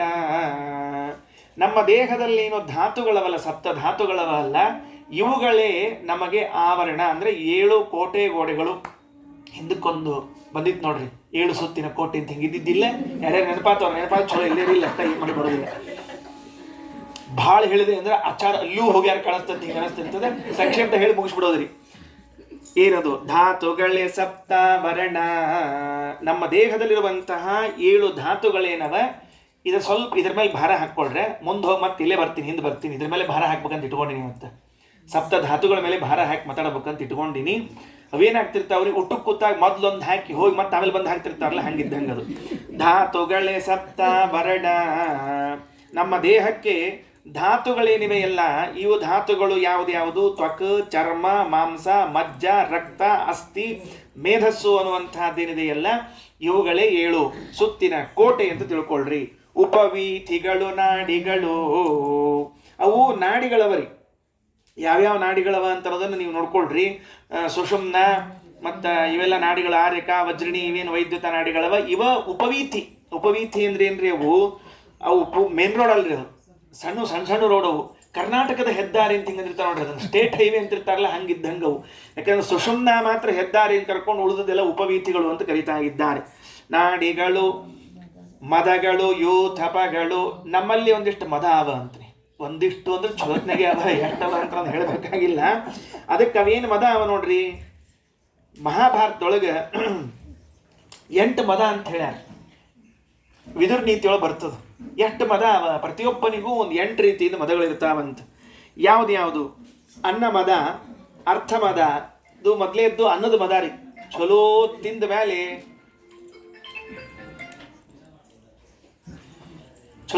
ಮೇಲೆ ಮದ ಬರ್ತಿರ್ತದೆ. ತಿಂದು ಕೊಬ್ಬೆ ಅಂತ ನೋಡು ಅಂತಿರ್ತಾರ ನೋಡ್ರಿ. ಅಗದಿ ಉತ್ತರ ಕರ್ನಾಟಕ ಭಾಷೆ ಲಘು ಅರ್ಥ ಆಗ್ತಿರ್ತಾವ ಅಂತ ಹೇಳ್ತಿರ್ತೀನಿ ರೀ. ಚಲೋ ತಿಂದು ಕೊಬ್ಬೆ ಮದ ಬಂದು ಅಂತ ಅರ್ಥ, ಅನ್ನ ಮದ. ಅದಾದ ಮೇಲೆ ಅರ್ಥ ಮದ ಅಂತ ಹೇಳ್ಯಾರ, ದುಡ್ಡಿನಿಂದ ಒಂದು ಸೊಕ್ಕ ಬರ್ತಾರೆ. ಅದು ಮುಗಿದ ಮೇಲೆ ಪ್ರಾಯ ಮದ. ಅದು ಪ್ರಾಯ ಮದ ಅಂದ್ರೆ ಗೊತ್ತದ, ಹೆಚ್ಚಿಗೆ ಹೇಳ್ಬೇಕಾಗಿಲ್ಲ. ವಯಸ್ಸು ಬಂದಾಗ ಒಂದು ಮದ ಬಂದಿರ್ತದೆ ಅಂತಂದ್ರೆ. ಅದಾದ ಮೇಲೆ ವಿದ್ಯಾಮದ ಅಂತ, 4 ಅಕ್ಷರ ಜಾಸ್ತಿ ಬಂದ್ವು ಅಂದ್ರೆ ಕಾಣಿಸ್ಲಾರ್ದ 2 ಕೋಡ್ ಬಂದಿರ್ತಾವಂತ್ರಿ. ನಮ್ಮಲ್ಲಿ ಶಾಸ್ತ್ರದೊಳಗೆ ಶಶವಿಷಾಣ ಅಂತ ಒಂದು ಕರಿತಿರ್ತಾರೆ. ಅಗದಿ ಬಹಳ ಫೇವ್ರೇಟ್ ಅದು. ಶಶವಿಷಾಣ ಅಂದ್ರೆ ಎಂದೂ ಇಲ್ಲದೇ ಇದ್ದದ್ದು ಅಂತ ಅರ್ಥ, ಮೊಲದ ಕೋಡು ಅಂತ. ಹಂಗೆ ಇವ್ 2 ಅಕ್ಷರ ಓದಿ ಜಾಸ್ತಿ ಓದ ಅಂದ್ರೆ ಶಶವಿಷಾಣ ಬಂದಿರ್ತಾವೆ. ಇವಂಗೆ ಮೊಲದ ಕೋಡು ಬಂದ್ಬಿಟ್ಟಿರ್ತಾವ ಮ್ಯಾಲೆ ಇವನಿಗೆ, ಅದಕ್ಕೆ ಶಶವಿಷಾಣ. ಅದು ವಿದ್ಯಾಮದ. ಆಮೇಲೆ ಕುಲಮದ, ಆಮೇಲೆ ಅಧಿಕಾರ ಮದ. ಇವೆಲ್ಲ ಏನೋ ನೋಡ್ರಿ. ಇದು ಮೇಲೆ ಕರ್ಮ ಮದ, ಶೀಲ ಮದ ಬೇರೆ ರೀ. ಭಾಳ ಮಡಿ ಮಾಡ್ತಾ ಅದಕ್ಕೊಂದು ಮದ ಬರ್ತಿರ್ತದೆ. ಭಯಂಕರ ಕ್ಯಾರೆಕ್ಟರ್ ಇದ್ರೆ ಅವರು ನನ್ನಂಗೆ ಯಾರಿದ್ದಾರೆ ಲೋಕದಾಗ, ಸಚ್ಚಾರಿತ್ರವಂತರು ಯಾರಿದ್ದಾರೆ ಅಂತ ಕೇಳ್ತಿರ್ತಾರೆ. ಅವ್ನು ಗಾಬರಿ, ಯಾರು ಇರುವಲ್ರಿ ಬಿಡವಲ್ರಿ, ಯಾಕೆ ನೀ ಸುಮ್ ಕೊಡೋ ಹರ ಅಂತ ಅವಂದು. ಹಿಂಗಾಗಿ ಒಂದು 8 ಮದ ಅವಂತ್ರಿ. ಇವ ಏನು ಅಂತ ಕೇಳಿದ್ರೆ, ಇವು 8 ಆನೆಗಳು, ಯೂಥಪಗಳು. ಯೂಥಪ ಅಂದ್ರೆ ಆನೆ. ಅದಕ್ಕೆ ಆನೆಗಳು ಅಂತ ಕರಿಕೋತಾರೆ. ಸುಷುಮ್ನಾ ನಾಡಿಯೇ ರಾಜಪಂಥಾನ. ಸುಷುಮ್ನಾ ನಾಡಿಯೇ ಹೆದ್ದಾರಿ ಅಂತ ಕರೆಸಿಕೊಳ್ಳುವಂತಹದ್ದು. ನಾವೆಲ್ಲ ಅದರೊಳಗೆ ಸಂಚಾರ ಮಾಡ್ತಿರ್ತೀವಿ ಅಂತ ಹೆದ್ದಾರಿಯೊಳಗೆ. ಜೀವ ಮತ್ತು ಪರಮಾತ್ಮ ಇವೆಲ್ಲ ಸಂಚಾರವಾದ ಎಲ್ಲಿ ಮಾಡ್ತಿರ್ತಾರೆ, ಅದೇ ಹೆದ್ದಾರಿ ಒಳಗೆ ಸಂಚಾರ ಮಾಡ್ಕೋತಿರ್ತಾರಂತ, ಬೇರೆ ಕಡೆಗೆ ಮಾಡೋದಿಲ್ಲ. ಹಿಂಗಾಗಿ ಇದು ಈ ತನೂರುಹಗಳೇ ವನಂಗಳು. ಇವೇನು ಕೂದ್ಲವ್ ನೋಡ್ರಿ ಮೈ ಮೇಲೆ, ಇವೇನು ಕೂದ್ಲುಗಳವ, ಇವನ್ನ ವನ ಅಂತ ಕರೆದಾರ್ರಿ. ಗಾರ್ಡನ್ ಅಂತದ್ದು, ದೇವ್ರ ಅಡ್ಡಾಡ್ಲಿಕ್ಕೆ ಗಾರ್ಡನ್ ರೀ ಅದು. ನಮ್ಮೂ ಗಾರ್ಡನ್ ಇರ್ತಾವ್ರಿ, ಗಿಡ ಇರಲಿಲ್ಲ ಒಂದೊಳಗೆ.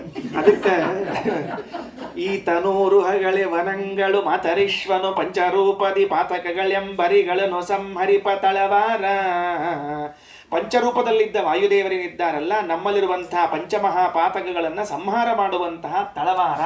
ತಳವಾರ ಅಂದ್ರೆ ಖಡ್ಗ ಹಿಡ್ಕೊಂಡು ಅಡ್ಡಾಡವ.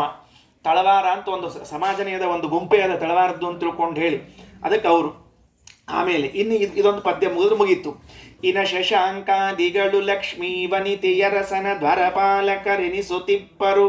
ಮನದ ವೃತ್ತಿಗಳೇ ಪದಾತಿಗಳು ಅನುಭವಿಪ ವಿಷಯಂಗಳೇ ಪಟ್ಟಣಕ್ಕೆ ಬಪ್ಪ ಪಸಾರರು. ಜೀವನೆ ಸುವರ್ತಕ ಕಪ್ಪಗಳ ಕೈ ಕೊಂಬ ಹರಿತಾನೋ.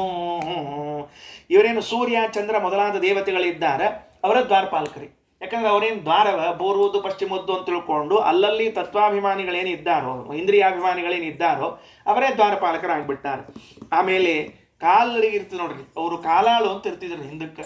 ಅಂದ್ರೆ ಆನೆ ಹೇಳಿ ಮೊನ್ನೆ ಇದು ಭಾಗವತ ಹೇಳೋ ಕಾಲಕ್ಕೆ ಒಂಟಿ ಅಲ್ಲ, ಆನೆ, ಕುದುರೆ, ರಥ ಮತ್ತು ಕಾಲಾಳು ಅವ್ರು ನಡ್ಕೊಂಡು ಹೋಗಿ ಯುದ್ಧ ಮಾಡ್ಬೇಕು. ಅವರು ಇಲ್ಲಿ ಯಾರು ಅಂತ ಕೇಳಿದ್ರೆ ಮನದ ವೃತ್ತಿಗಳೇ ಪದಾತಿಗಳು. ನಮ್ಮ ಮನಸ್ಸಿನ ವೃತ್ತಿಗಳೇನವು ನೋಡ್ರಿ.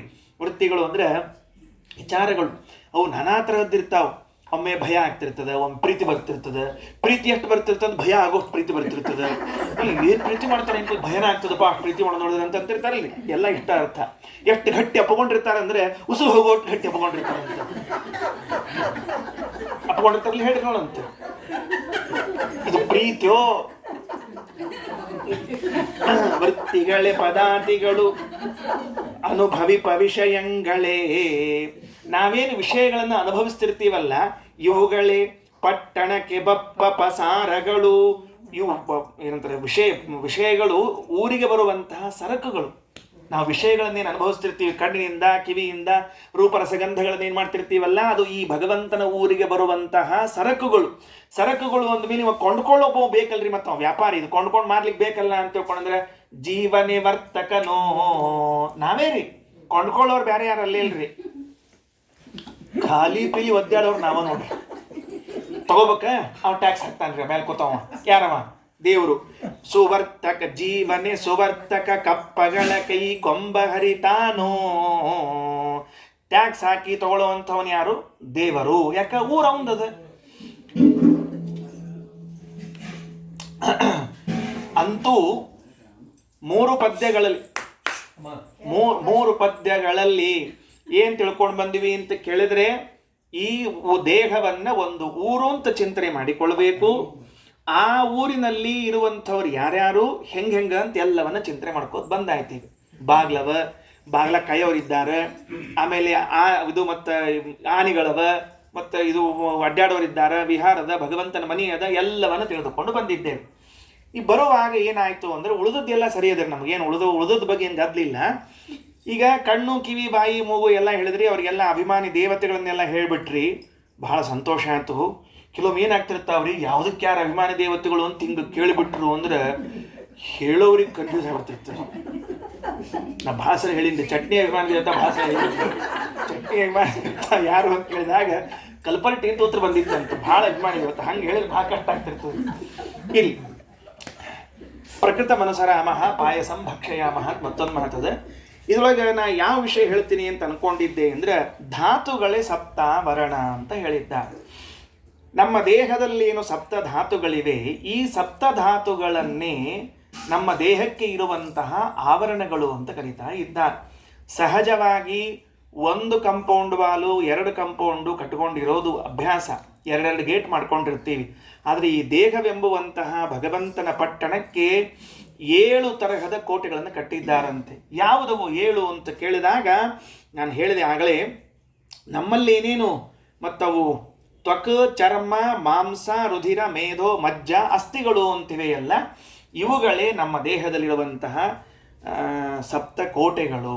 ಈಗ ನೋಡ್ರಿ ಮೇಲೆ ಕಾಣಿಸ್ತಿರ್ತದೆ, ಇದೇನು ನಮ್ಮ ದೇಹದಲ್ಲಿ ಕಾಣಿಸ್ತಾ ಇದೆಯಲ್ಲ ಇದು ಚರ್ಮ. ಇದರಲ್ಲಿ ಒಂದು ಇಂದ್ರಿಯ ಇಟ್ಟಿದ್ದಾನೆ ಪರಮಾತ್ಮ, ಬಹಳ ಬುದ್ಧಿವಂತ ಆತ. ಇನ್ನು ನಾವು ಮುಟ್ಕೊಂಡು ನೋಡ್ತಿರ್ತೀವಿ ನೋಡ್ರಿ, ಮುಟ್ಟಿವಿ ಅಂತ ಗೊತ್ತಾಗ್ತಿರ್ತದೆ, ಆದ್ರೆ ಅದ್ರೊಳಗೆ ಒಂದು ಇಂದ್ರಿಯ ಅದಂತ ಗೊತ್ತಾಗಂಗಿಲ್ಲ. ಎಷ್ಟು ಶಾಣೆರಿದ್ದೀರಿ ನಾವೆಲ್ಲರೂ. ನಮ್ಮ ಶಾಣೆತನ ಎಷ್ಟದ ಅಂದ್ರೆ ಬೇಕಾದ್ರೆ ಹಿಂಗೆ ಒಂದ್ಸಲ ಮುಟ್ಕೊಂಡು ನೋಡ್ರಿ, ನಿಮ್ಗೆ ಗೊತ್ತಾಗ್ತದೆ. ಮುಟ್ಕೊಂಡದ್ದು ಅನುಭವ ಬರ್ತದೆ. ಇಲ್ಲೊಂದು ಇಂದ್ರಿಯ ಅದ ಅಂತ ನಮಗೆ ಕಲ್ಪನಾ ಬರ್ತಿಲ್ಲ. ಅಂಥ ಒಂದು ಇಂದ್ರಿಯವನ್ನ ಭಗವಂತ ಇಲ್ಲಿ ಇಟ್ಟಿದ್ದಾನೆ. ಅದಕ್ಕೆ ತ್ವಕ್ ಅಂತ ಕರೀತಾನ. ತ್ವಕ್ ಅದನ್ನು ಎಲ್ಲಿಟ್ಟ? ಈ ಚರ್ಮದಲ್ಲಿ ಇಟ್ಟರಿ. ಎಷ್ಟು ಸೂಕ್ಷ್ಮದ ಅಂದ್ರೆ ತ್ವಗೇಂದ್ರಿಯದಿಂದ ಹುಟ್ಟಿಕೊಂಡು ಬಂದು ಈ ಕೂದಲದಲ್ಲ. ಬೇಕಾದ್ರೆ ಒಂದ್ಸಲಿ ಕೂದಲು ತುದಿಗೂ ಹಿಂಗೆ ಮುಟ್ಕೊಂಡು ನೋಡ್ರಿ, ನಿಮ್ಗೆ ಸ್ಪರ್ಶ ಜ್ಞಾನ ಆಗ್ತದೆ. ಹೇಳ್ರಿ, ಬರೇ ಚರ್ಮಕ್ಕಲ್ಲ, ಕೂದಲ ತುದಿಯಲ್ಲಿ. ಹಾಗಾದ್ರೆ ಆ ತ್ವಗೇಂದ್ರಿಯ ಏನಿದೆಯಲ್ಲ, ಆ ತ್ವಗೇಂದ್ರಿಯದಿಂದ ಹುಟ್ಟಿಕೊಂಡು ಬಂದಿರುವಂತಹ ಕೂದಲು, ಈ ಕೂದಲು ನಮಗೆ ಸ್ಪರ್ಶವನ್ನು ಉಂಟು ಮಾಡಿಸ್ಕೊಡ್ತದೆ. ಇಲ್ಲೂ ಕೂದಲು ಇದೊಂದು ತುದಿಗಿರಿ, ಆ ಕೂದಲು ಇಲ್ಲೆಲ್ಲೂ ಹತ್ತಿತ್ತು ಅಂದ್ರೆ ಹತ್ತಿದಂತ ಲಕ್ಷಣ ಬರ್ತದೆ ನಮಗೆ. ಅಂದ್ರೆ ಆ ಕೂದಲು ಇಂದ್ರಿಯ ಅಷ್ಟು ಸ್ಪರ್ಶ ಅದ. ಹಂಗಾಗಿ ಏನಾಯ್ತು ಅಂದ್ರೆ ತ್ವಗೇಂದ್ರಿಯ ಅದ ಅಲ್ಲ, ಇದು ತ್ವಗೇಂದ್ರಿಯ, ಇದು ಗ್ರೇಟ್ ರೀ ನಿಜವಾಗ್ಲಿ. ಆಚಾರ ಇದೇ ಗ್ರೇಟ್ ರೀ. ಏನು ನಿಮ್ಗೆ ಬಂತು ಅಂದ್ರೆ ಗ್ರೇಟ್ ಅನ್ನಲ್ರಿ. ಕಣ್ಣೆಲ್ಲೇ ಹೇಳ್ರಿ ನೋಡಂತ, ಕಣ್ಣೆಲ್ಲೇ ಅಂದ್ರೆ ಎಲ್ಲಿರ್ಬೇಕಲ್ಲ, ಕಣ್ಣೆಲ್ಲ ಕೇಳ್ತಾರನ ಭಾಳ ಬುದ್ಧಿವಂತರಂಗೆ ಆಡ್ಲಿಕ್ಕೆ ಯಾಕೋ ಇವತ್ತು. ಕಣ್ಣೆಲ್ಲ ಒಂದು ಕಣ್ಣಿರೋ ಹಂಗವ, ತ್ವಗೇಂದ್ರಿಯ ಎಲ್ಲದ ಅಂತ ಪ್ರಶ್ನೆ. ಕಣ್ಣೆಲ್ಲಿದೆ ಅಂದ್ರೆ ಕಣ್ಣು ಇರಬೇಕಾದ ಜಾಗದಲ್ಲಿದೆ, ಅರ್ಥಾತ್ ಅದಕ್ಕಿಷ್ಟೇ ಗೋಲಕ ಅದ. ತ್ವಗೇಂದ್ರಿಯಕ್ಕೆ ಗೋಲಕ ಎಲ್ಲಿದೆ ಅಂತ ಕೇಳಿದ್ರೆ ಇಲ್ಲಿಂದ ಪ್ರಾರಂಭ ಮಾಡಿಕೊಂಡು ಇಲ್ಲಿಯವರೆಗೆ ಇದೆ ತ್ವಗೇಂದ್ರಿಯಕ್ಕೆ. ಯಾವ ಇಂದ್ರಿಯ ಹೆಚ್ಚಿನದ್ದು ಅಂದ್ರೆ ತ್ವಗೇಂದ್ರಿಯ ದೊಡ್ಡದು. ನಾವೆಲ್ಲ ಕಣ್ಣು ದೊಡ್ಡದು ಅಂತ ತಿಳ್ಕೊಂಡು ಕೂತಿದ್ದೀವಿ. ಕಣ್ಣು ಯಾಕೆ ದೊಡ್ಡದು ಅಂತ ಕೇಳಿದ್ರೆ ಬಹಳಷ್ಟು ವಿಷಯಗಳನ್ನು ನೋಡ್ತೀವಿ, ಕೇಳ್ತೀವಿ, ಅಂದ್ರೆ ಇದರಿಂದ ತಿಳಿತೀವಿ ಅನ್ನೋದಕ್ಕಾಗಿ ಕಣ್ಣು ದೊಡ್ಡದು ಅಂತ ಅನ್ಕೊಳ್ಳೋದಾಗಿದ್ರೆ, ತ್ವಗೇಂದ್ರಿಯ ಇರ್ತಕ್ಕಂಥದ್ದಾಗಿದೆಯಲ್ಲ ಇದು ಬಹಳ ದೊಡ್ಡದು. ಕಾರಣ ಏನು ಅಂದ್ರೆ ಕೂದಲ ಮೇಲಿನ ತುದಿಯಿಂದ ಪಾದದ ತುದಿಯವರೆಗೂ ಕೂಡ ವ್ಯಾಪಿಸಿಕೊಂಡಿರುವಂತಹ ಒಂದೇ ಒಂದು ಇಂದ್ರಿಯ. ಸಹಜವಾಗಿ ಎಲ್ಲಾ ಇಂದ್ರಿಯಗಳು ಅಣು ಅಂತ ಹೇಳ್ತಾ ಇದ್ರೆ, ಅವು ಚಿಕ್ಕವು, ವ್ಯಾಪ್ತಿ ಇಲ್ಲ ಅಂತ ಹೇಳ್ತಾ ಇದ್ರೆ, ತ್ವಗೇಂದ್ರಿಯಕ್ಕೆ ಮಾತ್ರ ವ್ಯಾಪ್ತಿಯನ್ನು ಹೇಳಿಕ್ ಬರ್ತದೆ ಶಾಸ್ತ್ರದಲ್ಲಿ. ಯಾಕೆ ಬರ್ತದೆ ತೊಗೀಂದ್ರಿಯಕ್ಕೆ ಅಂತ ಹೇಳಿದ್ರೆ, ಇಲ್ಲಿ ಮುಳ್ಳು ಚುಚ್ಚಿದ್ರೆ ಇಲ್ಲಿ ಜ್ಞಾನ ಆಗ್ತದೆ, ಇಲ್ಲಿ ಬಡಿದ್ರೆ ಇಲ್ಲಿವರೆಗೆ ಅದರ ಸೆನ್ಸೇಷನ್ ಆಗ್ತದೆ. ಒಂದು ವೇಳೆ ಎಲ್ಲಾ ಕಡೆಗೂ ಇಂದ್ರಿಯ ಇದ್ದಿದ್ದಿಲ್ಲ ಅಂತಂದ್ರೆ ತೊಗೀಂದ್ರಿಯ ಅರ್ಥ ಆಗ್ತಿತ್ತೇನು? ಹಾಗಾದ್ರೆ ತೊಗೀಂದ್ರಿಯ ಅಂತ ಅನ್ನೋದು ದೇಹದ ತುಂಬ ಇರುವಂತಹ ಇಂದ್ರಿಯ. ಇದು ಎಲ್ಲೆಲ್ಲಿ ಚರ್ಮ ಇದೆಯೋ ಅಲ್ಲಲ್ಲಿದೆ ಸಹಜವಾಗಿ. ಯಾಕಂದ್ರೆ ತೊಗೀಂದ್ರಿಯಕ್ಕಿರುವಂತಹ ಜಾಗ ಅದು ಚರ್ಮ, ಅದಿರುವಂತಹದ್ದಾಗಿದೆ ಅಂತ ತಿಳಿರಿ. ಹೀಗೆ ತ್ವಕ್ ಚರ್ಮ ಆದ ಮೇಲೆ ಅದರ ಒಳಭಾಗದಲ್ಲಿರುವಂತಹದ್ದು ಮಾಂಸ. ಮಾಂಸ ಅಂದ್ರೆ ಏನ್ ಗೊತ್ತೇನ್ರಿ? ಬಹಳ ವಿಚಿತ್ರದಲ್ಲಿ ಕೆಲವ್ರು ನೋಡಿದ್ರೆ ಸಿಕ್ಕಾಪಟ್ಟೆ ಲಟ್ಟಿರ್ತಾರ್ರಿ, ಕೆಲವ್ರು ನೋಡಿದ್ರೆ ತಳ್ಳಗಿರ್ತಾರ. ಹಿಂಗ್ಯಾಕಂತ ಯಾರೋ ಕೇಳಿದ್ರಂತ. ನಂದಲ್ಲ, ಮತ್ತೆ ದಪ್ಪಿದ್ದವ್ರು ತಳ್ಳಿರೋರು ಕತೆ ಹೇಳ್ತೀನಿ, ನಂದೊಂದು ತಿಳ್ಕೊಳಿಕ್ ಹೋಗ್ಬೇಡ್ರಿ, ಎಡಕ ಬಲಕ್ಕೂ ನೋಡ್ಲಿಕ್ಕೆ ಹೋಗ್ಬೇಡ್ರಿ. ಕೆಲವೇನಾಗ್ತಾವ್ರಿ, ತಾವು ತಳ್ಳಗಿದ್ದಾರಂತ ಬಾಜುಕಿದ್ದವ್ರು ನೋಡೋಣ, ತಾವು ಲಟ್ಟಿದ್ದಾರಂತ ಬಾಜುಕಿದ್ದವ್ರು ನೋಡಿ, ಹಿಂಗೆಲ್ಲ ಹೋಲಿಕ್ ಹೋಗ್ಬೇಡ್ರಿ. ಮಾಂಸ ಅಂತ ಇಷ್ಟದ. ಅದಕ್ಕೆ ಮಹಾಭಾರತದಲ್ಲಿ ಹೇಳೋ ಕಾಲಕ್ಕೆ ಯಾಕೆ ಅದಕ್ಕೆ ಮಾಂಸ ಅಂತ ಕರೀತಾರ ಅಂತಂದ್ರೆ, ಈ ಸರ್ತಿ ಇವ ತಳ್ಳಗಾಗ್ಲಿಕ್ಕೆ ಕಾರಣ ಮಾಂಸ. ಇವ ತಳ್ಳಗಾಗ್ಲಿಕ್ಕೆ ಕಾರಣ ಏನಂದ್ರೆ, ಹಿಂದಿನ ಜನ್ಮದಾಗ ಇವ ಇನ್ನೊಬ್ಬರ ಮಾಂಸ ತಿಂದಿದ್ನಂತವ. ಮಾಂಸಹ, ಮಾಂಸ ಹೆಂಗ್ ಬಿಡಿಸ್ಬೇಕಂದ್ರೆ, ಮಾಂ ನನ್ನನ್ನು, ಸಹ ಅವ ತಿಂತಾನ, ಅದಕ್ಕೆ ಮಾಂಸ ಅಂತ. ಇದನ್ನ ಉಮಾಮಹೇಶ್ವರ ಸಂವಾದದಲ್ಲಿ ರುದ್ರದೇವರು ಹೇಳಿರುವಂತಹ ಮಾತದು, ನಮ್ದಲ್ಲ. ಮಾಂಸಹ, ನನ್ನನ್ನ ಅವ ತಿಂದಾನ, ಮುಂದಿನ ಸರ್ತಿ ನಾನು ನೋಡ್ಕೋತೀನಿ. ಅದಕ್ಕೆ ಈ ಸರ್ತಿ ಪಾಪ ಮಡಿ ಒಣ ಕುಕ್ಕೋಲ ಇರ್ತಾರೆ, ಅವ್ರನ್ನ ಹಿಡ್ಕೊಂಡ ಬಟ್ಟಿ ಒಣ ಹಾಕ್ಬೋದು. ಕೋಲು ಬೇಕು ಅಂತೇನಿಲ್ಲ. ಅದಕ್ಕೆ ಮಾಂಸ ದೇಹದಲ್ಲಿರುವಂತಹ ಮತ್ತೊಂದು ಧಾತು. ಅದಾದ ಮೇಲೆ ಮಜ್ಜ, ರಕ್ತ, ಅಸ್ಥಿ, ಮೇಧಸ್ಸು ಅಂತ ಹಿಂಗೆ 7 ಸಪ್ತ ಧಾತುಗಳಿರುವಂತಹದ್ದು, 7 ಧಾತುಗಳು.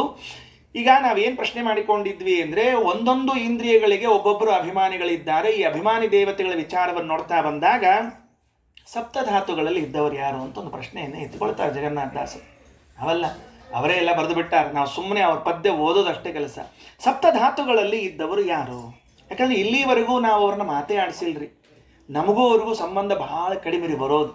ಹಿಂಗಾಗಿ ಅವ್ರು ಯಾರು ಅಂತ ಕೇಳಿದ್ರೆ, ಜಗನ್ನಾಥದಾಸರು 9ನೇ ಸಂಧಿಯಲ್ಲಿ ಹೇಳುವಾಗ ಒಂದು ಪದ್ಯ ಬರೀತಾರೆ. ಏನ್ ಬರೀತಾರೆ ಅಂದ್ರೆ, ಮೊದಲು ತ್ವಚ್ಚರ್ಮ ಮಾಂಸವು ರುಧಿರ ಮೇದೋ ಮಜ್ಜ ಅಸ್ಥಿಗಳಿದರೊಳಗೆ ಏಕೋನ ಪಂಚಾಶನ್ ಮರುದ್ಗಣವೋ. ಯಾರಿದ್ದಾರಪ್ಪ ಇದರಲ್ಲಿ? ಮರುದ್ದೇವತೆಗಳಿದ್ದಾರೆ.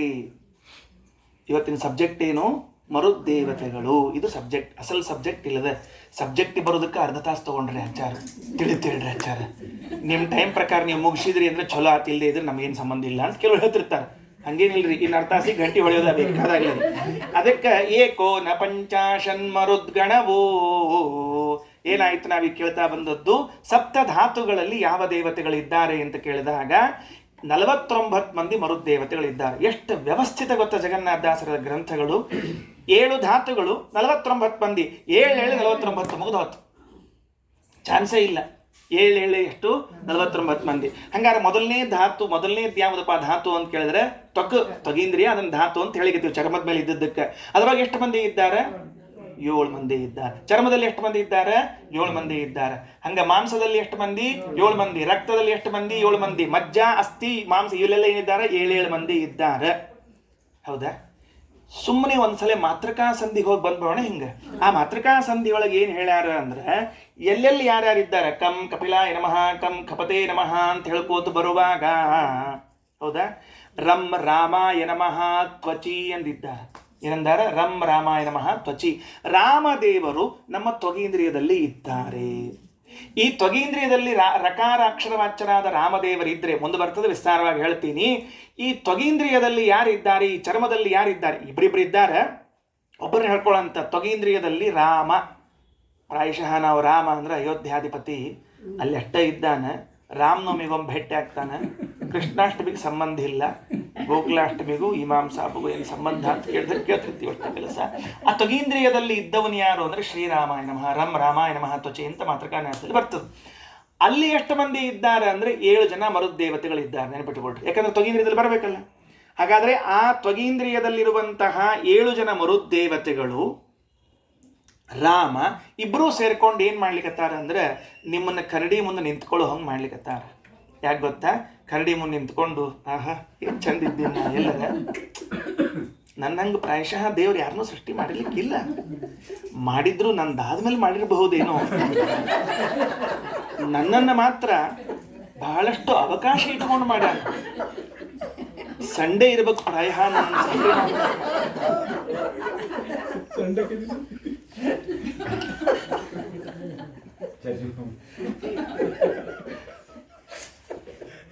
ನಾವೆಲ್ಲರೂ ಕನ್ನಡಿಯ ಮುಂದೆ ನಿಂತುಕೊಂಡು ನಮ್ಮ ರೂಪವನ್ನ ಮೆಚ್ಚಿಕೊಳ್ಳುವಂತೆ ಮಾಡಿದವರು ಮರುದ್ದೇವತೆಗಳು.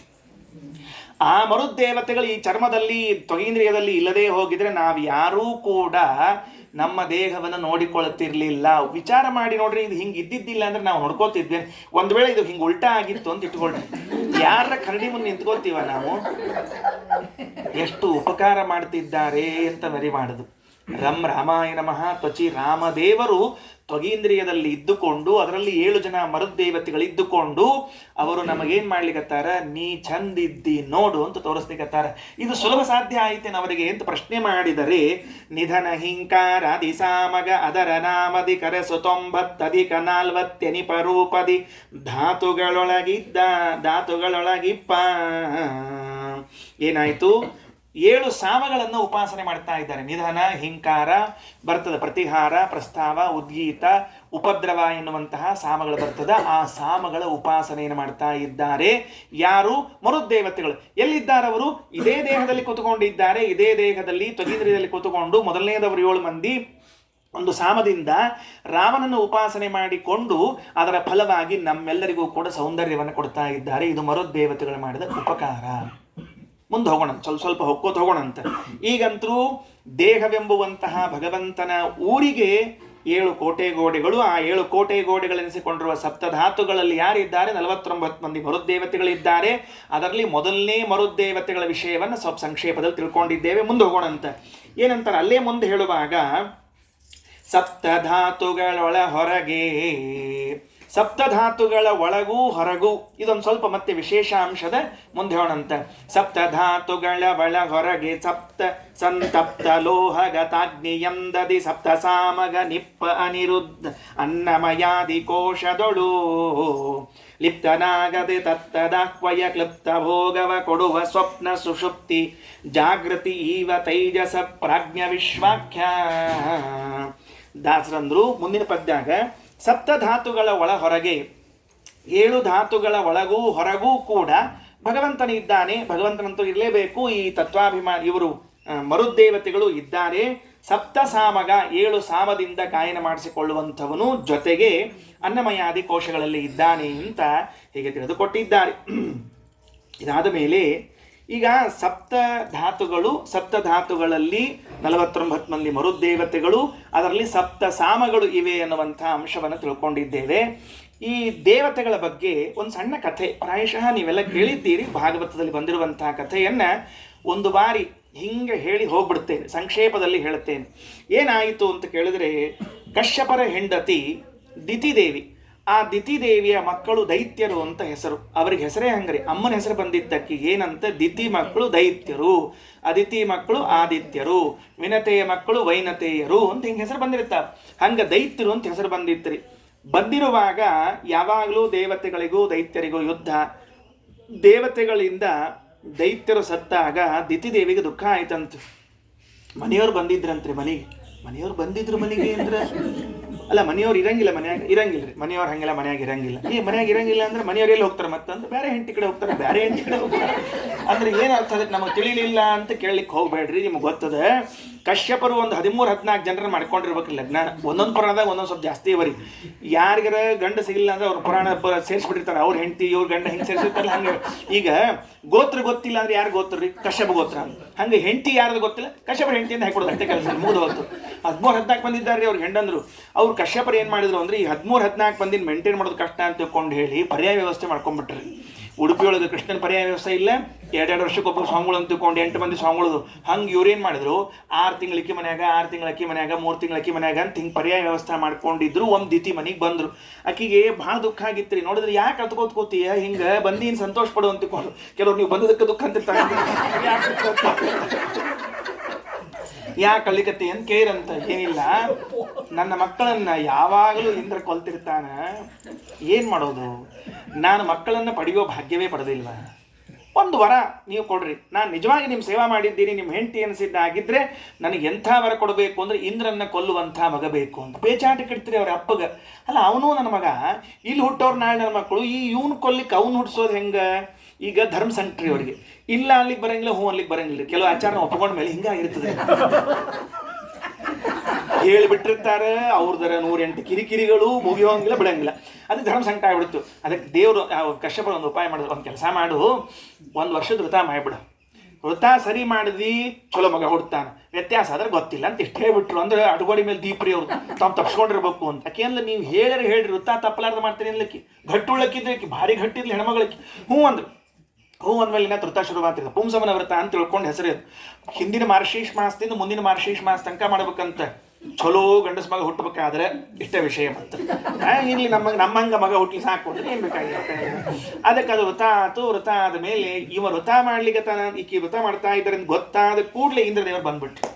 ಇಂದ್ರದೇವರು ಬಂದ್ರು, ಅಮ್ಮ ದೊಡ್ಡಮ್ಮ ಆಗ್ಬೇಕು ನೋಡ್ರಿ, ಆಕಿ ಸಣ್ಣಮ್ಮ ದೊಡ್ಡಮ್ಮ, ನಾನು ನೀನು ಸೇವಾ ಮಾಡ್ಕೋತಿರ್ತೀನಿ. ಇಲ್ಲ ಪಾಪ ಆಕಿ ಪಾಪ ಗೊತ್ತಾಗ್ಲಿಲ್ರಿ, ಹಿಂಗೆಲ್ಲ ಇಷ್ಟೆಲ್ಲ ಪ್ಲಾನ್ ಮಾಡಿ ಬಂದಿರ್ತ ಗೊತ್ತಾಗ್ಲಿಲ್ಲ. ಹ್ಞೂ ಅಂದ್ಬಿಟ್ರಿ. ಇಂದ್ರದೇವರು ಮನ್ಯಾಗ ಇದ್ದು ಸೇವಾ ಮಾಡ್ಕೋತಿದ್ರಿ. ಎದಕ್ಕೆ ಸೇವಾ ಮಾಡ್ಲಿಕ್ಕತ್ತಿದ್ರು ಅಂದ್ರೆ, ಒಂದು ದಿವಸಕ್ಕೆ ವೃತ್ತದಾಗ ತಪ್ಪಲಿ ಒಳಗೆ ಹಾಕಿ ಕತ್ತರಿಸ್ಬಿಡೋದಂತ ಇಟ್ಕೊಂಡ್ಬಿಟ್ಟಿರಿ ಗರ್ಭವನ್ನ. ಅದು ಏನು ಪ್ರಾರಬ್ಧನೋ ಏನೋ. ಒಂದು ದಿವಸ 360 ದಿವಸದ ವೃತ್ತಾರಿ, 358 ದಿವಸನೂ ತಪ್ಪಲಿಲ್ರಿ ಹೆಣ್ಮಗಳು. ಇನ್ನು 2 ದಿವಸ ಉಳ್ಕೊಂಡಿತ್ರಿ. 58ನೇ ದಿವಸ ಸಾಯಂಕಾಲ ಊಟ ಮಾಡ್ಯಾಳ, ಕೈ ತೊಳ್ಕೊಂಡು ಬಂದು ಆಚಮನ ಮಾಡಿ ಕೂಡ್ಬೇಕ್ರಿ. ಅಷ್ಟೊತ್ತಿಗೆ ಸ್ವಲ್ಪ ನಿದ್ದೆ ಹಾಕ್ಬರ್ತೀರಿ ಪಾಪ ಹೆಣ್ಮಗಳಿಗೆ. ಅದು ಊಟ ಆದ್ಮೇಲೆ ಕೈ ತಗೊಳ್ಳೋ ಪದ್ಧತಿ ಅಂತ ಇರ್ತದ. ಏನ್ರಿ ಹಂಗಂದ್ರೆ ಆಚಾರ ಕೈ ತಗೊಳ್ಳೋ ಪದ್ಧತಿ ಇರ್ತದೆ ಅಂದ್ರೆ ನೀನು ಕೆಲವು ವರ್ಷ ಗೊತ್ತಿರ್ತಾರೆ, ಅದ್ರ ಬಗ್ಗೆ ತೊಳ್ಕೊಳ್ಳೋ ಪದ್ಧತಿ ಇರ್ತದೆ ಅಂತ ಹೇಳಿಕತ್ತಿ. ಅಲ್ಲ, ತೊಳ್ಕೊಳ್ಳೋದ್ ಬಗ್ಗೆನೇ ಹಿಂಗೆ ನೀವು ವಿವಾದ ಮಾಡ್ಲಿಕ್ಕೆ ಶುರು ಮಾಡಿದ್ರೆ ಮುಂದೆ ಆಚಮನ ಮಾಡೋ ಪದ್ಧತಿ ಎಲ್ಲಿ ಹೋಗ್ಬೇಕು, ಮತ್ತೆ ಇನ್ನು ತೀರ್ಥ ತೊಗೊಳ್ಳೋ ಪದ್ಧತಿ ಎಲ್ಲಿ ಹೋಗ್ಬೇಕು ಮುಂದಿನವೆಲ್ಲ. ಭಾಳ ಕಠಿಣವರಿ. ಅದಕ್ಕೆ ಕೈ ತೊಳ್ಕೊಂಡು ಆಚಮನ ಮಾಡಿ ತೀರ್ಥ ತಗೊಳ್ಳೋ ಪದ್ಧತಿ ಅಂತ ಮಾಡಲಿಲ್ಲ. ಕೂತಿದ್ಲು, ಒಳಗೆ ಹಾಕ್ಬಿಟ್ರು. ಇಂದ್ರದೇವ್ರ ಒಳಗೆ ಹೋದ್ರು, ಒಂದೇಟ್ ಹೊಡೆದ್ರಿ. ಹೊಡೆದ್ರೆ ಹೇಳ್ತೀನಿ ಎಲ್ಲರ 7 ತುಂಡಾದವ್ರಿ. 7 ತುಂಡಾದ್ರೆ ಸಾಯ್ಬೇಕಲ್ಲ, ಸಾಯಲಿಲ್ರಿ ಅವು. ಅತಗೋತು ಕೂತು ಅಂತ ಅಷ್ಟು. ಯಾಕಂದ್ರೆ ಇದ್ದಕ್ಕಿದ್ದಂಗೆ ಹಿಂಗೆ ಗರ್ಭದಾಗ ಬಂದು ಪಟ ಹೊಡೆದ್ರೆ ಹೆಂಗೆ ಆಗ್ಬೇಕ್ರಿ? ಎದುರಿಗಿದ್ದವ್ರು ಹೊಡೆದ್ರೆ ಹತ್ಕೋತ್ ಕೂತಿರ್ತೀವಿ ನಾವು. ಗರ್ಭದಾಗ ಹೋಗಿ ಹೊಡೆದ್ರೆ ಏನಾಗ್ಬೇಕು? ಮತ್ತೆ 49 ಮಂದಿ ಅವು ಒಂದು ಆಗ್ತರಿ. ಒಂದು ಆದ್ಮೇಲೆ ಅವು ಇನ್ನೂ ಚಂದ ವಿಷ್ಣು ಚಕರ್ತ ಸಪ್ತದಾ ಗರ್ಭಂ ವಜ್ರೇಣ ಕನಕಪ್ರಭಂ ರುದಂತಂ ಸಪ್ತದೈದೈಕಂ ಮಾರೋದೀತಿ ತಾನ್ ಪುನಃ. ಅದು ಅಳ್ತಾ ಇದ್ರೆ ಇಂದ್ರದೇವರಿಗೆ ಎಲ್ಲಿ ಹೊರಗೆ ಕೇಳಿಸ್ಬಿಡ್ತದೋ ಅವ್ರ ಅವಾಗ ಧ್ವನಿ ಅಂತ ತಿಳ್ಕೊಂಡು ಹೇಳಿ, ಅಳ್ಬೇಡ ಸುಮ್ ಕೊಡ್ರಿ ಅಲ್ಲಿಗೆತ್ತರಂತ. ಅದ ಮಾರೋದೀಹಿ ಮಾರುತ ಅಂತ ಹೆಸರು ಬಂತು. ಮಾ ಅಂದ್ರೆ ಬೇಡ, ಋತ ಅಂದ್ರೆ ರೋದನ. ಅಳಬ್ಯಾಡ್ರಿ ಸುಮ್ ಕೊಡ್ರಿ ಅಂತ ಹೇಳಿದ್ರು. ಅವು ಸುಮ್ ಕೊಡೋ ಪೈಕಿ ಏನ್ರಿ ಅಳಬ್ಯಾಡ್ರಿ ಅಂದ್ರೆ ಅವು ಅಳ್ಳಿಗತ್ತಿರು. ಮತ್ತೆ ಹೊಡೆದ್ರು. ಒಂದೊಂದು ಪೀಸಿಗೆ ಹೊಡೆದಂಗೆ 49 ತುಂಡಾಗೋಯ್ತು. ಒಂದೇ ಒಂದು ಪೀಸ್ ಇದ್ದದ್ದು 49 ಭಾಗ ಆಯಿತು. ಕೊನೆಗೆ ಅವರೆಲ್ಲ ಹೇಳಿದ್ರಂತೆ. ಏನು ಹೇಳಿದ್ರು ಅಂದರೆ, ಯಾಕೆ ನಮ್ಮನ್ನು ಹೊಡಿತಾ ಇದ್ದಿ ಹೇಳು ಅಂತ ಕೇಳಿದ್ರಂತೆ. ನಾವೇನು ತಪ್ಪು ಮಾಡಿದ್ದೇವೆ? ಅಮ್ಮ ನಿನ್ನನ್ನು ಕೊಲ್ಲೋ ಉದ್ದೇಶದಿಂದ ನಮ್ಮನ್ನು ಪಡಿತಾ ಇದ್ರೆ ನಮ್ಮ ದೋಷ ಅಲ್ಲ, ಅದು ಆಕಿ ಸಂಕಲ್ಪ. ಅದರಿಂದ ನಾವೇನು ತಪ್ಪು ಮಾಡಿಲ್ಲ, ನಮ್ಮನ್ನು ಕ್ಷಮಿಸು ಅಂತ ಹೇಳಿ ಬಿಟ್ಟ ಮೇಲೆ ಪಾಪ ಇಂದ್ರದೇವ್ರಿಗೆ ಅನಿಸ್ತೆ ಅಂತ. ಹೋಗ್ಬಿಡು ಸೊಳ್ಳೆ ಏನು ಮಾಡ್ಬೇಕಂತ ಅವ್ರು ಅಷ್ಟನ್ನು ಕರ್ಕೊಂಡು ಹೊರಗೆ ಬಂದು ನಿಂತ್ಬಿಟ್ರಿ. 50 ಮಂದಿ ರೀ. ಆಕಿ ಎಷ್ಟೊತ್ರಿ ಒಂದು ಜಂಪ್ ಹತ್ತಿ ತೆಗೆದ್ರೆ ಅಷ್ಟೇ. ಒಂದು ಜಂಪ್ ಅಂತ ಇರ್ತದೆ ನೋಡ್ರಿ, ಹಿಂಗೆ ಪ್ರವಚನ ಕೂತಾಗ ಹಿಂಗೆ ಮಲಗಿತ ಆಚಾರ ಮಂಗಳಾರತಿ ಮಾಡಿಬಿಟ್ರೆ ಪ್ರವಚನ ಮುಂದೆ ಹೋಗ್ತಂತ ಹಿಂಗಿರ್ತಾರಲ್ಲ, ಹಂಗೆ ಒಂದು ಜಂಪ್ ರೀ. ಅದು ಅಷ್ಟೇ ಜಂಪ್ನಾಗ ಜಂಪ್ ಆಗಿಬಿಟ್ಟಿರ್ತಂತ ಅಟ್ಟ ಕೆಲಸದು. ಹೌದು, ಹಿಂಗೆ ಆಯ್ತು. ನೋಡ್ತಾಳೆ 50 ಮಂದಿ ನಿಂತಾರ. ಆಕೆ ಅಂದರು, ಯಾರು ನೀವು ಅಂತ ಕೇಳಿದಕ್ಕೆ ಆಕೆ ಇಂದ್ರದೇವ್ರು ಬಂದ, ಅಮ್ಮ ನಾನೇ ನಿಮ್ಮ ಮಗ ಇಂದ್ರದೇವರು, ಇಲ್ಲಾಕೆ ಬಂದು ನಿಂತು ಕೇಳ್ಲಿಕ್ಕೆ ಇಲ್ಲ ಸೇವಾ ಮಾಡ್ಲಿಕ್ಕೆ ಹೌದಲ್ಲ ಅನ್ನಂಗೆ ಸೇವಾ ಮಾಡ್ಲಿಕ್ಕೆ ಬಂದಿದ್ದಿ ಅಂತಂದು. ಇವ್ರು ಯಾರು 49 ಮಂದಿ? ಯಾಕಂದ್ರೆ ಅನಿಸಿಲ್ಲಕ್ಕಿ 1 2 3 ಕೊಡು. ಇವ್ರು ನಿನ್ನ ಮಕ್ಕಳು ಅಂದ್ರು. ನನ್ನ ಮಕ್ಕಳ? ಹೌದು, ನೀ ಸಂಕಲ್ಪ ಮಾಡಿದ್ದೆಲ್ಲ ಏನಂತ, ನನ್ನ ಕೊಲ್ಲೋ ಮಗನ ಸಂಕಲ್ಪ ಮಾಡಿದ್ದೆಲ್ಲ, ನಾನ ನಿನ್ನ ಮಕ್ಕಳನ್ನ ಕೊಲ್ಬೇಕು ಅಂತ ಒಳಗೆ ಹೋಗಿದ್ದೆ, ಹಿಂಗಾತ್ ನೋಡು ಅಂತ ಪಾಪ ಪ್ರಾಮಾಣಿಕವಾಗಿ ಹೇಳ್ಬಿಟ್ರಂತ. ಆಕಿ ಕೇಳ್ಕೊಂಡ್ಲು, ನೀ ಸರಿ ಸತ್ಯ ಹೇಳು ಅಂತ ತಿಳ್ಕೊಂಡು ಆತು ಅಂತ ತಿಳ್ಕೊಂಡು ಪಟ ಎಲ್ಲ ಸತ್ಯ ಹೇಳಿದ. ಸಂತೋಷ ಆಯ್ತು. ಈಗೇನು ಮಾಡ್ಬೇಕಂತ ಮಾಡಿ ಅಂದು. ಏನಿಲ್ಲ, ಅವ್ರನ್ನೆಲ್ಲಾರನ್ನೂ ನಮ್ಮ ಜೊತೆ ಕರ್ಕೊಂಡು ಹೋಗಿ ನಾನು ದೇವತಾ ಗಣಕ್ಕೆ ಸೇರಿಸ್ಕೋತೀನಿ, ನನ್ನ ಪಾರ್ಷದರನ್ನಾಗಿ ಮಾಡ್ಕೊಳ್ತೇನೆ, ನನ್ನ ಎಡಬಲ ಸೇವಕರನ್ನಾಗಿ ಅವ್ರನ್ನ ಮಾಡಿಸ್ಕೊಳ್ತೀನಿ, ನೀನು ಒಪ್ಪಿಗೆ ಇದ್ರೆ ಅಂತ. ಸಂತೋಷ ಆಯ್ತು. ಇಷ್ಟು ದಿವಸ ದಿತಿ ಮಕ್ಕಳು ಬರೀ ದೈತ್ಯರು ಸಾಯೋರು ಅಂತ ಆಗಿದ್ರು, ಇವತ್ತು ಇಂದ್ರದೇವರ ಜೊತೆಗೆ ಸಭೆಯಲ್ಲಿ ವಿರಾಜಮಾನರಾಗೋರು ಅಂತ ಇರ್ತದೆ, ಅವಶ್ಯ ಕೊಟ್ಟೆ ತಗೋ ಅಂತ ಹೇಳ್ಬಿಟ್ಲಂತ. ನಮಸ್ಕಾರ ಹೊಂಟ್ರಿ. ಇಷ್ಟು ತನಕ ನಾವೆಲ್ಲ ಕಥೆ ಕೇಳಿರ್ತೀವಿ. ವೇದವ್ಯಾಸ ದೇವ್ರು ಅಷ್ಟೊಳಗೆ ಒಂದು ಕಥೆ ಬರೆದಿರ್ತಾರೆ. ಮತ್ತು ನನಗೆ ಇತ್ತೀಚಿನ ದಿನದಾಗ ಇಷ್ಟು ಸಮಸ್ಯೆ ಆಗ್ಲಿಕ್ಕೆ ಹೇಳ್ತೀನಿ. ಭಾಗವತದ ಕಾಲಕ್ಕೆ ಪುರಾಣ ಯಾವುದೇ ಎಲ್ಲೋ ಒಂದು ಸೆಂಟೆನ್ಸ್ ಒಳಗೆ ಒಂದು ಸಾಲ ಹಾಕಿ ಹೋಗ್ಬಿಟ್ಟಿರ್ತಾರೆ ಅವ್ರು. ಅವ್ರಿಗೇನ್ರಿ, ಅವರು ಮಹಾನುಭಾವರವ್ರು ಸರ್ವಜ್ಞರು, ನಮಗೆ ಹಿಡ್ಕೊಂಡು ಹುಡ್ಕೊಳ್ಳೋದ್ರ ಒದ್ದಾಡ್ಬಿಡ್ತದೆ. ಏನಾಯ್ತು ಮುಂದೆ ಇವ್ರನ್ನ ಕರ್ಕೊಂಡು ಹೋಗಿ ಸೇರಿಸ್ಕೊಂಡ್ರು ಅಂದ್ರಲ್ಲ, ಗಬಕ್ಕಂತ ಹಿಡಿದ್ಬಿಟ್ರು ವೇದವ್ಯಾಸದೇವರು. ಏನು ದಿತೇ ಪುತ್ರಾಹ ದೈತ್ಯಾಹ ಅಂತದ, ದೈತ್ಯರು ದೇವತೆಗಳಿಗೆ ಬರ್ಲಿಕ್ಕೆ ಸಾಧ್ಯವೇ ಇಲ್ಲ, ದೇವತೆಗಳಾಗ್ಲಿಕ್ಕೆ ಸಾಧ್ಯವೇ ಇಲ್ಲ. ಯಾಕಂದ್ರೆ ಇವ್ರ ಜಾತಿ ಬೇರೆ, ಅವ್ರ ಜಾತಿ ಬೇರೆ. ಹಂಗಾರೆ ಹೆಂಗೆ ತಗೊಂಡು ಬಂದ್ರು ಅಂತ. ಅಲ್ರಿ ಅದಕ್ಕೇನದ, ಇಲ್ಲಿ ಹುಟ್ಟಿದ್ರೆ ಅಂತ ಅಲ್ಲಿ ಬರಬಾರ್ದು ಅಂತದ ಏನು ಅಂತ ಕೇಳಿದ್ರೆ, ಶ್ರೀಮದಾಚಾರ್ಯರು ಮಹಾಭಾರತ ತಾತ್ಪರ್ಯದಲ್ಲಿ ಹೇಳುವಾಗ ಮಾತೃಜಾತಿ ಪಿತೃಗುಣ ಅಂತ ಒಂದು ರೂಲ್ಸ್ ಬರೆದಿದ್ದಾರೆ. ಏನ್ ನಿಯಮ ಬರೆದಿದ್ದಾರೆ ಅಂದ್ರೆ, ಹುಟ್ಟಿದ ಮಕ್ಕಳಿಗೆ ಅನುಲೋಮ ವಿವಾಹ ಆದರೆ, ಬೇರೆ ಬೇರೆ ಸಮಾಜದಿಂದ ಕನ್ಯಾ ತಗೊಂಡು ಬಂದಿದ್ರೆ, ಹಿಂದಕ್ಕೆ ಕ್ಷತ್ರಿಯರು ಬ್ರಾಹ್ಮಣರು ಅಥವಾ ಕ್ಷತ್ರಿಯರು ವೈಶ್ಯರು ಮಾಡ್ಕೋತಿದ್ರಲ್ಲ, ಅವಾಗ ಜಾತಿ ಹೆಂಗೆ ಕನ್ಸಿಡರ್ ಮಾಡಬೇಕು, ಯಾವ ಲೆಕ್ಕದಲ್ಲಿ ಅಂತ ಕೇಳಿದ್ರೆ, ಮಾತೃ ಜಾತಿ ಪಿತೃಗುಣ. ತಂದೆಯಿಂದ ಮಕ್ಕಳಿಗೆ ಗುಣಗಳು ಬರ್ತಾವ, ತಾಯಿಯಿಂದ ಜಾತಿ ಬರ್ತದ. ಅದಕ್ಕೆ ರಾವಣ ಬ್ರಾಹ್ಮಣ ಅಲ್ಲವ, ರಾಕ್ಷಸವ. ಯಾಕ? ತಾಯಿ ರಾಕ್ಷಸಿಯ ಮಗನಾದ್ರಿಂದ ರಾಕ್ಷಸ ಆದನೆ ಹೊರತಾಗಿ ವಿಶ್ರಾವಸ ಮುನಿಯ ಮಗನಾದದ್ದಕ್ಕಾಗಿ ಅವ ಬ್ರಾಹ್ಮಣ ಅಂತ ಕರೀಲಿಲ್ಲ ಅವನ್ನ. ಹಿಂಗೆ ಹೇಳೇ ಇಲ್ರಿ. ನಮ್ಮಲ್ಲಿ ಏನು ಮಾಡಿಬಿಟ್ರೆ ತಪ್ಪು ಕಲ್ಪನೆ, ರಾವಣ ಬ್ರಾಹ್ಮಣ, ಭಾಷಣ ಇದ್ದ, ಭಾಳ ಪಂಡಿತ ಇದ್ದ, ಏನೇನು ಕಥೆ ಬರ್ಕೋತ ಹೋಗ್ಯಾರ, ರಾವಣನ ಪೈಕಿ ಅವ್ರು ಬರ್ಕೋತ ಹೋಗಿರ್ತಾರೆ. ಅದಕ್ಕೇನಾಯ್ತು ಅಂತಂದ್ರೆ, ಮಾತ್ರ ಜಾತಿ ಪಿತೃಗುಣ ಅಂತಿದ್ದರಿಂದ ಅಮ್ಮನ ಜಾತಿ, ದಿತಿದೇವಿಯ ಜಾತಿ ಬಂದ ದೈತ್ಯರು ಅಂತ ಕರ್ಸ್ಕೊಳ್ಬೇಕಲ್ಲ. ಹೆಂಗೆ ಸೇರಿಸ್ಕೊಂಡ್ರು ಅಂದ್ರೆ, ವೇದವ್ಯಾಸದೇವರು ಒಂದೇ ವಾಕ್ಯ ಹಾಕ್ತಾರೆ. ಎಷ್ಟು ಅದ್ಭುತವಾದ ಮಾತು ಹೇಳಿದ್ರು ಅಲ್ಲಿ. ಭಗವಂತ ಇಂದ್ರದೇವರು ಏನ್ ಮಾಡ್ತಾ ಇದ್ದಾರೆ ಅಂದ್ರೆ, ಅವರೆಲ್ಲರ ಆ ದೋಷ ಇತ್ತಲ್ಲ, ಯಾವ ದೋಷ ಅದು? ತಾಯಿಯ ಜಾತಿಯಿಂದ ಬಂದಿರುವಂತಹ ದೈತ್ಯತನ ಏನಿತ್ತಲ್ಲ, ಅದನ್ನ ಇಂದ್ರದೇವರು ಸ್ವಸಾಮರ್ಥ್ಯದಿಂದ ಪರಿಹರಿಸಿದರು ಅಂತ ಬರೀತಾರೆ. ಅಂದ್ರೆ ಆ ಒಂದು ಸಾಲು ಸಾಕು ನಮಗೆ. ಏನು ಒಂದು ಸಾಲು ಸಾಕು ಅಂತ ಕೇಳಿದ್ರೆ, ಇಲ್ಲದೇ ಇದ್ರೆ ಇಂದ್ರದೇವರನ್ನ ಇವನ್ ಕರ್ಕೊಂಡು ಹೋದ್ರೆ ಹೆಂಗ ಎಂಬ ಪ್ರಶ್ನೆ ಬರ್ತಕ್ಕಂತಹದ್ದಾಗ್ತದೆ. ಅದಕ್ಕೆ ಹಂಗಾಗ್ಲಿಲ್ಲ ಅಂತ ಹೇಳಿ ಆ ದೈತ್ಯರಲ್ಲಿ ಇರುವಂತಹ ದುಷ್ಟತನವನ್ನ ಅಥವಾ ತಾಯಿಯಿಂದ ಬಂದ ಜಾತಿಯನ್ನ ವಿನಾಶ ಮಾಡಿ ಮುಂದೆ ಇಂದ್ರದೇವರು ದೇವತಾತ್ವವನ್ನು ಕೊಟ್ಟರು. ಅಲ್ಲೊಂದು ಪ್ರಶ್ನೆ ಬರ್ತದೆ. ಮತ್ತೆ ಹಂಗಾರೆ ಒಂದು ಜಾತಿಯನ್ನು ನಾಶ ಮಾಡ್ಲಿಕ್ಕೆ ಬರ್ತದ? ನೀವು ಹೆಂಗೆ ಮಾಡಿದ್ರು ಅಂತ ಹೇಳ್ತೀರಿ ಅಂದ್ರೆ, ಅವಶ್ಯವಾಗಿ ಬರ್ತದೆ. ಮಾಸೇನ ರಸವಿಕ್ರಿಯಿ. ಶ್ರೀಮನ್ ನ್ಯಾಯಸೌಧದಲ್ಲಿ ಟೀಕಾಕೃತ್ಪಾದರು ಹೇಳ್ತಾರೆ, ಒಂದು ತಿಂಗಳು ಒಬ್ಬ ವ್ಯಕ್ತಿ ಹಾಲು ಮೊಸರು ಮಾರಿದ ಅಂದ್ರೆ ಬ್ರಾಹ್ಮಣನಾಗಿದ್ದವನು, ಅವನ ಬ್ರಾಹ್ಮಣ್ಯ ಹೊರಟು ಹೋಯ್ತು, ಜಾತಿ ನಾಶ ಆಗ್ತದ. ಅದು ನುಗ್ಗಿ ಗಿಡದ ಬುಡಕ್ಕೆ ಹೋದ್ರಿ ಅಂದ್ರೆ, ಗೊತ್ತಿಲ್ಲ ನುಗ್ಗಿಕಾಯಿ ಗಿಡಕ್ಕೆ ಹೋದ್ರೆ ಏನಾಗ್ತದೆ ಅಂತ ತಿಳ್ಕೊಂಡು ಹೇಳಿ ಬ್ರಾಹ್ಮಣ್ಯ ಹೋತು. ಹಂಗಾರೆ ಜಾತಿ ನಾಶ ಆಗ್ತದೆ. ಜಾತಿ ನಾಶ ಆಗಬಾರ್ದು ಅಂತೇನಿಲ್ಲ. ಹಾಗಾಗಿ ಇವರ ಆ ದೈತ್ಯತನವನ್ನ ಪರಿಹಾರ ಮಾಡಿ ಯಾರು ಇಂದ್ರದೇವರು ದೇವತಾತ್ವವನ್ನು ಅವರಿಗೆ ಕೊಟ್ಟು ಕರ್ಕೊಂಡು ಹೋದ್ರು ಅನ್ನುವಂತಹ ಮಾತನ್ನು ಹೇಳ್ತಾರೆ. ಈ ಸಂದರ್ಭದಲ್ಲಿ ಒಂದು ಮಾತು ಬರ್ತದೆ. ಏನು ಬರ್ತದೆ ಅಂತಂದ್ರೆ, ಇದನ್ನು ಹೇಳ್ತಾ ಇರುವ ಶುಕಾಚಾರ್ಯರು, ಪರೀಕ್ಷಿತ, ಅಶ್ವತ್ಥಾಮಾಚಾರ್ಯರು ನಿನಗೆ ಬ್ರಹ್ಮಾಸ್ತ್ರ ಬಿಟ್ಟಾಗಲೂ ಹೆಂಗ ನೀನು ಗರ್ಭದಲ್ಲಿ ಸುರಕ್ಷಿತವಾಗಿ ಉಳಿದಿಯಲ್ಲಪ್ಪ, ನಿನಗೆ ಬ್ರಹ್ಮಾಸ್ತ್ರವನ್ನ ಅಶ್ವತ್ಥಾಮಾಚಾರ್ಯ ಬಿಟ್ಟಾಗಲೂ ನೀ ಸುರಕ್ಷಿತವಾಗಿ ಉಳಿದಿದ್ದೀಯಲ್ಲ, ಅದೇ ಭಗವಂತನೇ ಇವತ್ತು ಈ ಗರ್ಭದಲ್ಲಿರುವಂತಹ ಮರುದ್ದೇವತೆಗಳನ್ನು ಉಳಿಸಿದ್ದಾರೆ ಅಂತ ದೃಷ್ಟಾಂತಿಕ ತೋರಿಸ್ಬಿಡ್ತಾರೆ.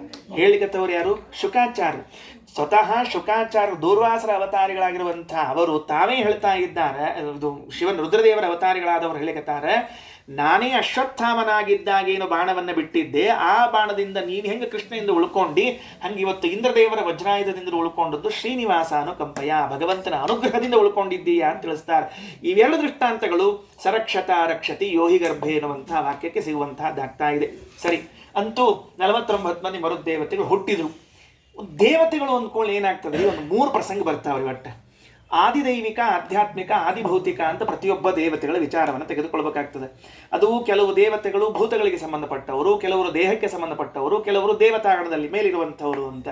ಅದಾದ ಮೇಲೆ ಅವರ ಅವತಾರಗಳು ಅಂತ ಒಂದು ಪ್ರತ್ಯೇಕವಾದ ಮತ್ತೊಂದು ಚಾಪ್ಟರ್ ಅದ. ಇದು 3 ಬಿಟ್ಟು 4ನೇದು. ಈಗ ಮುಂದೆ ವಿಚಾರ ಮಾಡೋಣಂತ. ಈ 49 ಮಂದಿ ಅಂತಿರ್ತೀವಲ್ರಿ, ವಿಚಾರ ಒಬ್ಬರ ಹೆಸರು ಹೇಳ್ರಿ ನೋಡಂತ.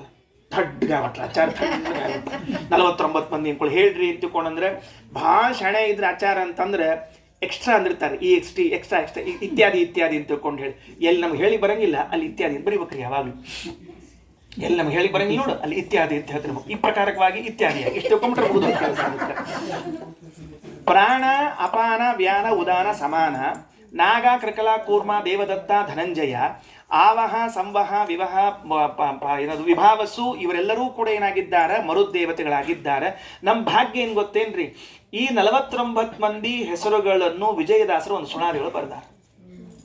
ಬೆಳಿಗ್ಗೆದ್ದ ಆ ಸುಳಾದಿಗೆ ಹೇಳ್ರಿ ಅಂತ ಬೇರೆ ಮತ್ತೆ ಹೇಳ್ತಾ ಇದ್ದಾರೆ. ಮರುತಗಳ ನಾಮವನು ಉದಯದಲ್ಲಿ ಎದ್ದು ಸ್ಮರಿಸಿದವರ ದುರಿತ ಪರಿಹಾರವಾಗುವುದು. ನಮ್ದು ಯಾವುದೂ ಇಲ್ರಿ, ಎಲ್ಲ ಅಲ್ಲಿ ತಂದು ಹೇಳ್ಬಿಡ್ಬೇಕು ಅಷ್ಟ ಕೆಲಸ. ಮರುತಗಳ ನಾಮವನು ಉದಯದಲ್ಲಿ ಎದ್ದು ಸ್ಮರಿಸಿದವರ ದುರಿತ ಪರಿಹಾರವಾಗುವುದು. ಪ್ರಾಣ ಅಪಾನನು ವ್ಯಾನವುದಾನ ಸಮಾನ ಮತ್ತೆ ನಾಗ ಕೃಕಲ ಕೂರ್ಮ ಏನೆಂಬೆ ದೇವದತ್ತನು ಧನಂಜಯನು ಪ್ರವಾಹ ವಿವಹ ಸಂಯಾ ಸಂವಾಹನೆಂದು. ಎಷ್ಟು ಮಂದಿ ಇದ್ದಾರೆ ನೀವೇ ಎಣಿಸ್ಕೊಳ್ರಿ, ಆಚಾರ್ಯ ಟೈಮ್ ಇಲ್ಲ, ಅದಕ್ಕೆ ಮುಂದೆ ಹೋಗ್ಬೇಕಾಗ್ತಿರ್ತದೆ.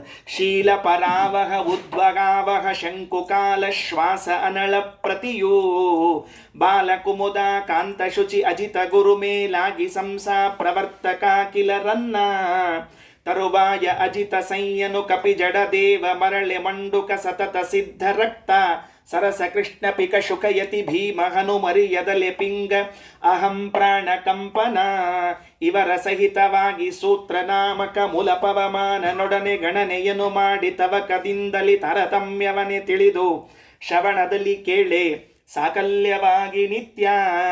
ಇದನ್ನು ಪಠಿಸಿದರೆ, ಈ 49 ಮಂದಿ ಹೆಸರನ್ನ ಪಠಿಸಿದರೆ ಜನುಮ ಜನುಮದ ಪಾಪ ಉದುರಿಪೋಗುವುದು. ಲೇಷ ಉಳಿಯದೆ ಪದುಮನಾಭನ ನಮ್ಮ ವಿಜಯ ವಿಠಲರೇಯನ ಪದವ ಭಜಿಸುವುದಕ್ಕೆ ಜ್ಞಾನವ ಪುಟ್ಟುವುದು. 49 ಮಂದಿ ಹೆಸರು ಹೇಳಿದ್ರೆ ನಮಗೆ ಅಪರೋಕ್ಷ ಜ್ಞಾನಕ್ಕೆ ಅನುಕೂಲ ಆಗ್ತದೆ ಬರೀತಾರೆ ವಿಜಯದಾಸರು. ಇದು ಯಾರು ಮಾಡಿಕೊಡ್ಬೇಕ್ರಿ ನಮಗೆ? ಎಂಥ ಅನುಗ್ರಹ ಮಾಡಿಕೊಟ್ರು ವಿಜಯದಾಸರು. ಸುಮ್ಮನೆ ದಾಸರ ಆರಾಧನೆ ಹುಳಿ ಅನ್ನ ಫಸ್ಟ್ ಕ್ಲಾಸ್ ಆಗಿತ್ತು. ವೃತ್ತದ ಅವ್ರದ್ದು ವಿಜಯದಾಸರು ವೃತ್ತದಾಗ ಬೇರೆ ಬರ್ತದೆ, ಕೊನೆಗೆ ವೃತ್ತ ಮುಗಿಲಿಕ್ಕೆ ಬಂದ್ಬಿಟ್ಟಿರ್ತದೆ ಬೇರೆ. ಲಾಸ್ಟ್ ಡೇ ಅದು ಫೈನಲ್ ಮ್ಯಾಚ್ ಅಂತ ತಿಳ್ಕೊಂಡು ಚಲೋ ಹೊತ್ತಿನಾಗಿ ಮನಸ್ಸು ಹಾಕಿಬಿಟ್ಟಿರ್ತಾರೆ, ಅದನ್ನು ತಗೊಂಡು ಮುಗಿಸ್ತಿರ್ತೀವಿ ಅಂತ. ಎಂಥ ಅದ್ಭುತವಾದ ಮಾತು. ಯಾರು 49 ಮಂದಿ ಮರುದ್ದೇವತೆಗಳ ಹೆಸರನ್ನು ನೀವು ಹೇಳ್ತೀರೋ ಆ 49 ಮಂದಿ ಮರುದ್ದೇವತೆಗಳ ನಾಮ ಜೊತೆಗೆ ಮುಖ್ಯ ಪ್ರಾಣದೇವರ ನಾಮವನ್ನು ಹೇಳಿದಾಗ 50 ಮಂದಿ ಆದರು. ಅದರ ಹೆಸರಿನಿಂದ ಲಾಭ ಏನು? ಜನ್ಮ ಜನ್ಮದ ಪಾಪ ಉದುರಿಪೋಗುವುದು, ಲೇಷ ಉಳಿಯುವುದು, ಪದುಮನಾಭ ನಮ್ಮ ವಿಜಯ ವಿಠಲರೆಯ ಪದವ ಭಜಿಸುವುದಕ್ಕೆ ಜ್ಞಾನ ಪುಟ್ಟುವುದು. ದೇವರ ಪಾದವನ್ನು ಭಜಿಸಲಿಕ್ಕೆ ನಮಗೇನಾಗ್ತದೆ ಅಂದರೆ ಜ್ಞಾನ ಹೊರಗೆ ಬರ್ತದೆ ಅಂತ ತಿಳಿಸಿಕೊಡ್ತಾ ಇದ್ದಾರೆ. ಅಂತೂ ಈ ದೇಹ ಪದ್ಮನಾಭನ ಊರಿಗೆ 7 ಕೋಟೆ ಗೋಡೆ. ಆ ಕೋಟೆ ಗೋಡೆಗಳಿಗೆ 7 ಮಂದಿ, ಅವರು ಯಾರು 49 ಮಂದಿ ಮರುದ್ದೇವತೆಗಳು ಹೆಂಗೆ ಹುಟ್ಟಿದ್ರು, ಹೆಸರೇನು ಅನ್ನೋದನ್ನು ನೋಡ್ಕೊಂಡು ಬಂದಿದ್ದೀವಿ. ಇದ್ರ ಮುಂದೆ ಹೋಗೋಣಂತ್ರಿ. ಏನು ಮುಂದೆ ಹೋಗೋಣ ಅಂತಂದ್ರೆ, ಇದೇ ಜಗನ್ನಾಥದಾಸರೇ ಮುಂದೆ ಒಂದು ಕಡೆಗೆ ಈ ಮರುದ್ದೇವತೆಗಳು ಎಲ್ಲೆಲ್ಲಿ ಹುಟ್ಟಿ ಬಂದಾರ ಅಂತ ಅವರ ಒಂಚೂರು ಬರ್ದಾರ್ರಿ. ಮತ್ತೆ ಆವೇಶಾವತಾರ ಸಂಧಿ ಅಂತ ಕರಿತಿರ್ತಾರೆ ಅದಕ್ಕೆ. ಅಂಶಾವತಾರ ಸಂಧಿ ಅಂತದ, ಆವೇಶಾವತಾರ ಸಂಧಿ ಅಂತದ. ಯಾರ್ಯಾರು ಎಲ್ಲೆಲ್ಲಿ ಹುಟ್ಟಿ ಬಂದಾರ ಅಂತ ತಿಳ್ಕೊಂಡು ಹೇಳಿಕತ್ತಾರ. ಅದಕ್ಕೆ ಹೇಳಿದ್ರು ನೋಡ್ರಿ, ಮರುತನಾವೇಶಯುತ ಪಾಂಡವು ಪಾರವಹನೆಂದೆನಿಸುವನೋ ಕೇಸರಿ ಮೃಗಪ ಸಂಪಾತಿ ಶ್ವೇತತ್ರಯರು ಮರುದಂಶ. ಯಾರಪ್ಪ ಅದ್ರೊಳಗೆ ಜಗನ್ನಾಥದಾಸರು ಎಲ್ಲಿಂದ ಎಲ್ಲಿಗೆ ಲಿಂಕ್ ಕೊಟ್ಟರು ಅಂದ್ರೆ, ಮೊದಲನೇದ್ದು 5ನೇ ಸಂಧಿ, ಆಮೇಲೆ ಅದು ಮುಂದಿನ ಸಂಧಿ, ಅದಾದ್ಮೇಲೆ ಇಲ್ಲೊಂದು ಸಂಧಿ, ಹಿಂಗೆ ಅಷ್ಟು ಸಂಧಿ ಹುಡ್ಕೋತ್ ಕೂತ್ಕೊಂಡ್ರಿ ಅಂದ್ರೆ ಸಂಜೆ ಆಗ್ತದೆ. ಅದಕ್ಕೆ ಹೇಳಿದ್ದು ಮರುತನಾವೇಶಯುತ ಪಾಂಡುವು ಪರಾವಹ ಮರುತ್ ಅಂತ ತಿಳಿದುಕೊಂಡು ಹೆಸರು ಅವರದ್ದು. ಇನ್ನೂ ಜಸ್ಟ್ ಅರ್ಧಾಗಿ ಬಂದೀವ್ರಿ, ಇನ್ನೂ 50% ಕಾರ್ಯಕ್ರಮ ಅದ. ಪರಾವಹ ಮರುತ್ತು ಅಂತ ತಿಳಿದುಕೊಂಡು ಅವರ ಹೆಸರು. ಮೊನ್ನೆ ಪ್ರವಚನ ಮಾಡುವಾಗ ಹೇಳಿದ್ದೆ ಪರಾವಹ ಮರುತ್ತಿನ ಬಗ್ಗೆ, ಮತ್ತೊಂದು ಸರ್ತಿ ನೆನಪು ಮಾಡ್ತೀನಿ. ಪಾಂಡುರಾಜ ಬೇರೆ ಯಾರೂ ಅಲ್ಲ, ಪರಾವಹ ಮರುತ್ತು ಅನ್ನೋನೇ ಮಹಾಭಾರತದಲ್ಲಿ ಪಾಂಡುರಾಜನಾಗಿ ಬಂದಿದ್ದಾನೆ. ಪಾಂಡುರಾಜನಾಗಿ ಬಂದಿದ್ದಾನೆ ಅಂತಂದ ಮೇಲೆ ಒಂದು ಸ್ವಲ್ಪ ಸ್ವಾರಸ್ಯ ಅದ. ಮರುತನಾವೇಶಯುತ ಪಾಂಡುವು ಪಾರವಹನೆಂದೆನಿಸುವನು ಕೇಸರಿ ಮೃಗಪ ಸಂಪಾತಿ ಶ್ವೇತತ್ರಯರು ಮರುದಂಶ. ಬಹಳ ಚಂದದ. ವಾಯುದೇವರ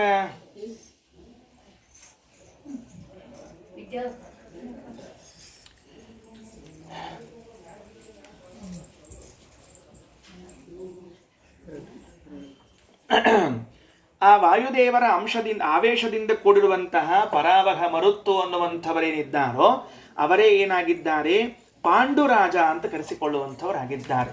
ನಾವು ಪಾಂಡವರು ಅಂತ ಇಷ್ಟು ಕೇಳಿರ್ತೀವಿ. ಪಾಂಡವರು ಅಂತ ಇಷ್ಟು ಕೇಳಿದ್ರೆ ಅದು ಪಾಂಡುರಾಜನ ಮಕ್ಕಳು ಪಾಂಡವರು. ಆ ಪಾಂಡು ಯಾರು ಅಂತ ಪ್ರಶ್ನೆ ಬಂದರೆ ಪರಾವಹ ಎಂಬುವಂಥ ಮರುತ್ತು. ಇದರ ಜೊತೆಗೆ ಸದ್ಯದಲ್ಲಿ ಒಂದು ವಿಚಾರ.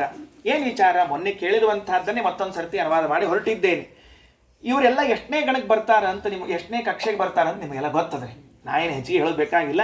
18ಕ್ಕೆ ಬರ್ತಾರಂತ ಇಟ್ಟಿಟ್ಕೊಳ್ರಿ. 18ಕ್ಕೆ ಬರ್ತಾರ ಅಂತ ಅಂದ ಮೇಲೆ ಯಾರ್ಯಾರು 18ಕ್ಕೆ ಬರ್ತಾರ ಅಂತ ಕೇಳಿದ್ರೆ, ಧನಪ ವಿಶ್ವಕ್ಸೇನ ವೈದ್ಯಾಶ್ವಿನರಿಗೆ ಸಮರೆನಿಪರು ಅಂತದ. ಅಂದರೆ ಕುಬೇರ 18ನೇ ಕಕ್ಷಾಗೆ ಬರೋ. ಆಮೇಲೆ ವಾಯುದೇವರ ಮಗನಾಗಿರುವಂಥ ವಿಶ್ವಕ್ಸೇನ. ಅದಾದ್ಮೇಲೆ ಸೂರ್ಯನ ಮಕ್ಕಳಾಗಿರುವಂತಹ ಅಶ್ವಿನಿ ದೇವತೆಗಳು, ಅದಾದ ಮೇಲೆ ಗಣಪತಿ ಇವರು ಬರ್ತವ್ರು. ಇವರ ಆದ ಮೇಲೆ 49 ಮಂದಿ ಮರುದೇವತೆಗಳು ಇದೇ ಕಕ್ಷೆಗೆ ಬರ್ತಕ್ಕಂಥವ್ರಾಗಿದ್ದಾರೆ. ಇಲ್ಲಿ ನೋಡ್ರೆ ಈಗ ಇದು ಎಷ್ಟು ಚಂದದ ಅಂದ್ರೆ 18ನೇ ಕಕ್ಷೆ ಒಟ್ಟರು ಬಂದ್ರಿಲ್ಲಪ್ಪ. ಈಗ ಎಲ್ಲರೂ ಬಂದಾರಿಲ್ಲ ಅಂತ ತಿನ್ಕೇತಿರ್ತಾರಲ್ಲ ಊಟಕ್ಕೆ, ಎಲ್ಲ ಬಂದಿಲ್ಲ ಇಲ್ಲಿ ಹಾಕಿ ಟೈಮ್ ಇಲ್ಲ ಬಂದಿಲ್ಲ ಹಂಗೆ ಇವ್ರು ಅಷ್ಟರು ಒಂದೇ ಗಣದಾಗ ಬಂದ್ರೆ ಸಹಿತೇಕ ಏನು ಮಜಾ ಅದ, ಒಂದು ಸ್ವಲ್ಪ ಸ್ವಾರಸ್ಯ ಅದ ರೀ. ಎಷ್ಟು ಸ್ವಾರಸ್ಯದ ಅಂದ್ರೆ ಹೌದು 18ನೇ ಕಕ್ಷೆಗೆ ಇವ್ರು ಬರ್ತಾರೆ ಅಂತ ಕೇಳಿದ್ರಲ್ಲ, ಇವ್ರು ಎಷ್ಟು ಕಲ್ಪ ಸಾಧನ ಮಾಡ್ಕೊಂಡು ಈ ಕಕ್ಷೆಗೆ ಬಂದಾರ? ಸುಮ್ಮನೆ ಒಂದೇ ಅಡ್ಡ ಒಗದ್ ಬಿಡ್ಬೇಕ್ರಿ. ಆಚಾರ ಭಾಳ ದೊಡ್ಡ ಓದ್ಕೊಂಡು ಬಂದ್ರ ಅಂತ ಅನಿಸಿರ್ಬೇಕು, ಭ್ರಾಂತಿ ಹುಟ್ಟಿರ್ಬೇಕ್ರಿ. ಹಂಗೆ ಭಯಂಕರ ಓದ್ಯಾರ ಕೂಡ ಆಚಾರ ಅಂತ ತಿಳ್ಕೊಂಡು ಹೇಳಿ 8 ಕಲ್ಪಗಳ ಸಾಧನೆ ಇದೆ ಇದು. 8 ಕಲ್ಪಗಳ ಸಾಧನೆ ಮಾಡಿಕೊಂಡು ಬಂದಾಗ 8 ಕಲ್ಪ ಅಂದ್ರೆ 8 ಬ್ರಹ್ಮಕಲ್ಪ ರೀ. ನಮ್ಮೋ ನಿಮ್ಮೋ ಕಲ್ಪರ್ಟಿ ಕಲ್ಪ ಅಲ್ಲವು. ಆ 8 ಕಲ್ಪಗಳ ಸಾಧನೆಯನ್ನ ಮಾಡಿಕೊಂಡಾಗ ಈ ಕಕ್ಷೆಗೆ ಬಂದು ಸೇರ್ಲಿಕ್ಕೆ ಸಾಧ್ಯ, 18ನೇ ಕಕ್ಷೆಗೆ ಬಂದು ಸೇರ್ಲಿಕ್ಕೆ ಸಾಧ್ಯ ಅದ. 18ನೇ ಕಕ್ಷೆಯಲ್ಲಿ ಬರುವಂಥವ್ರು ಗಣಪತಿ ಒಬ್ಬರಿದ್ದಾರೆ, ನೆನಪಿಟ್ಟುಕೊಳ್ರಿ. ಗಣಪತಿ ಒಬ್ಬರಿದ್ದಾರೆ, ಕುಬೇರ ಒಬ್ಬರಿದ್ದಾರೆ, ವಿಶ್ವಕ್ಸೇನ ಇದ್ದಾರೆ, ಅಶ್ವಿನಿ ದೇವತೆಗಳಿದ್ದಾರೆ, ಮರುದೇವತೆಗಳಿದ್ದಾರೆ. ಈ ಮರುದೇವತೆಗಳಲ್ಲಿ ತಾರತಮ್ಯ ಉಂಟು ಅಂತ ಹೇಳ್ತಾರೆ. ಏನ್ ತಾರತಮ್ಯ? ಜಗನ್ನಾಥದಾಸರ ಪ್ರಕಾರ ಪ್ರಾಣಾಪಾನ ವ್ಯಾನೋದಾನ ಸಮಾನ ಏನಿದ್ದಾರಲ್ಲ, ಇವ್ರ ಕೆಳಗೆ ಉಳಿದು ಎಲ್ಲಾ ಮರುದೇವತೆಗಳು ಒಂದೇ ಕಕ್ಷೆಯಲ್ಲಿ ಬಂದ್ರು ಸಹಿತೇಕ 49 ಮಂದಿ ಒಂದೇ ಕಡೆ ಇದ್ರೂ ಪ್ರಾಣಾಪಾನ ವ್ಯಾನೋದಾನ ಸಮಾನ ಅವರು ಮುಖ್ಯ, ಉಳಿದವರೆಲ್ಲ ಅನಂತರದಲ್ಲಿ. ಇದರೊಳಗೂ ಮತ್ತೊಂದು ತಾರತಮ್ಯವನ್ನು ಹೇಳ್ತಾರೆ. ಏನು ಪರಾವಹ ಮರುತ್ತೇನಿದ್ದಾನಲ್ಲ, ಈ ಮರುತ್ತು ಅಶ್ವಿನಿ ದೇವತೆಗಳಿಗಿಂತಲೂ ತಾರತಮ್ಯದಲ್ಲಿ ಚೂರು ಉತ್ತಮ. ಅಶ್ವಿನಿ ದೇವತೆಗಳು ಪರಾವಹ ಮರುತ್ತಿಗಿಂತಲೂ ಕಿಂಚಿತ್ ಅಧಮ. ಇಷ್ಟೋ ತಾರತಮ್ಯದೊಳಗೆ ಮತ್ತೆ ಯಾರ ಪರಾವಹ ಮರುತ್ತು ಅಂದ್ರೆ ಪಾಂಡುರಾಜ. ಆ ಪಾಂಡುರಾಜನಾದವನು ಅಶ್ವಿನಿ ದೇವತೆಗಳಿಗಿಂತ ಉತ್ತಮ ನಿಮಗೆ ಹೆಂಗೆ ಗೊತ್ತಾತು ಅಂತ ಕೇಳಿದಕ್ಕೆ ಒಂದು ಸಣ್ಣ ಕಥೆ. ಏನಾಯ್ತು ಅಂದ್ರೆ ಸತ್ತ ಪಾಂಡುರಾಜ ಸತ್ತ ಮೇಲೆ ಮಾದ್ರಿ ಜೊತೆಗೆ ಸಹಗಮನ ಹೊಂದಿದ್ಲೋ ಇಲ್ಲಪ್ಪ ಕುಂತಿ ಹೋಗ್ಲಿಲ್ಲ. ಯಾರೋ ಆಚಾರ ಪ್ರಶ್ನೆ ಮಾಡಿದ್ರಂತೆ, ಕುಂತಿನ ಯಾಕೆ ಕಳಿಸ್ಲಿಲ್ಲ ಸಹಗಮನಕ್ಕೆ?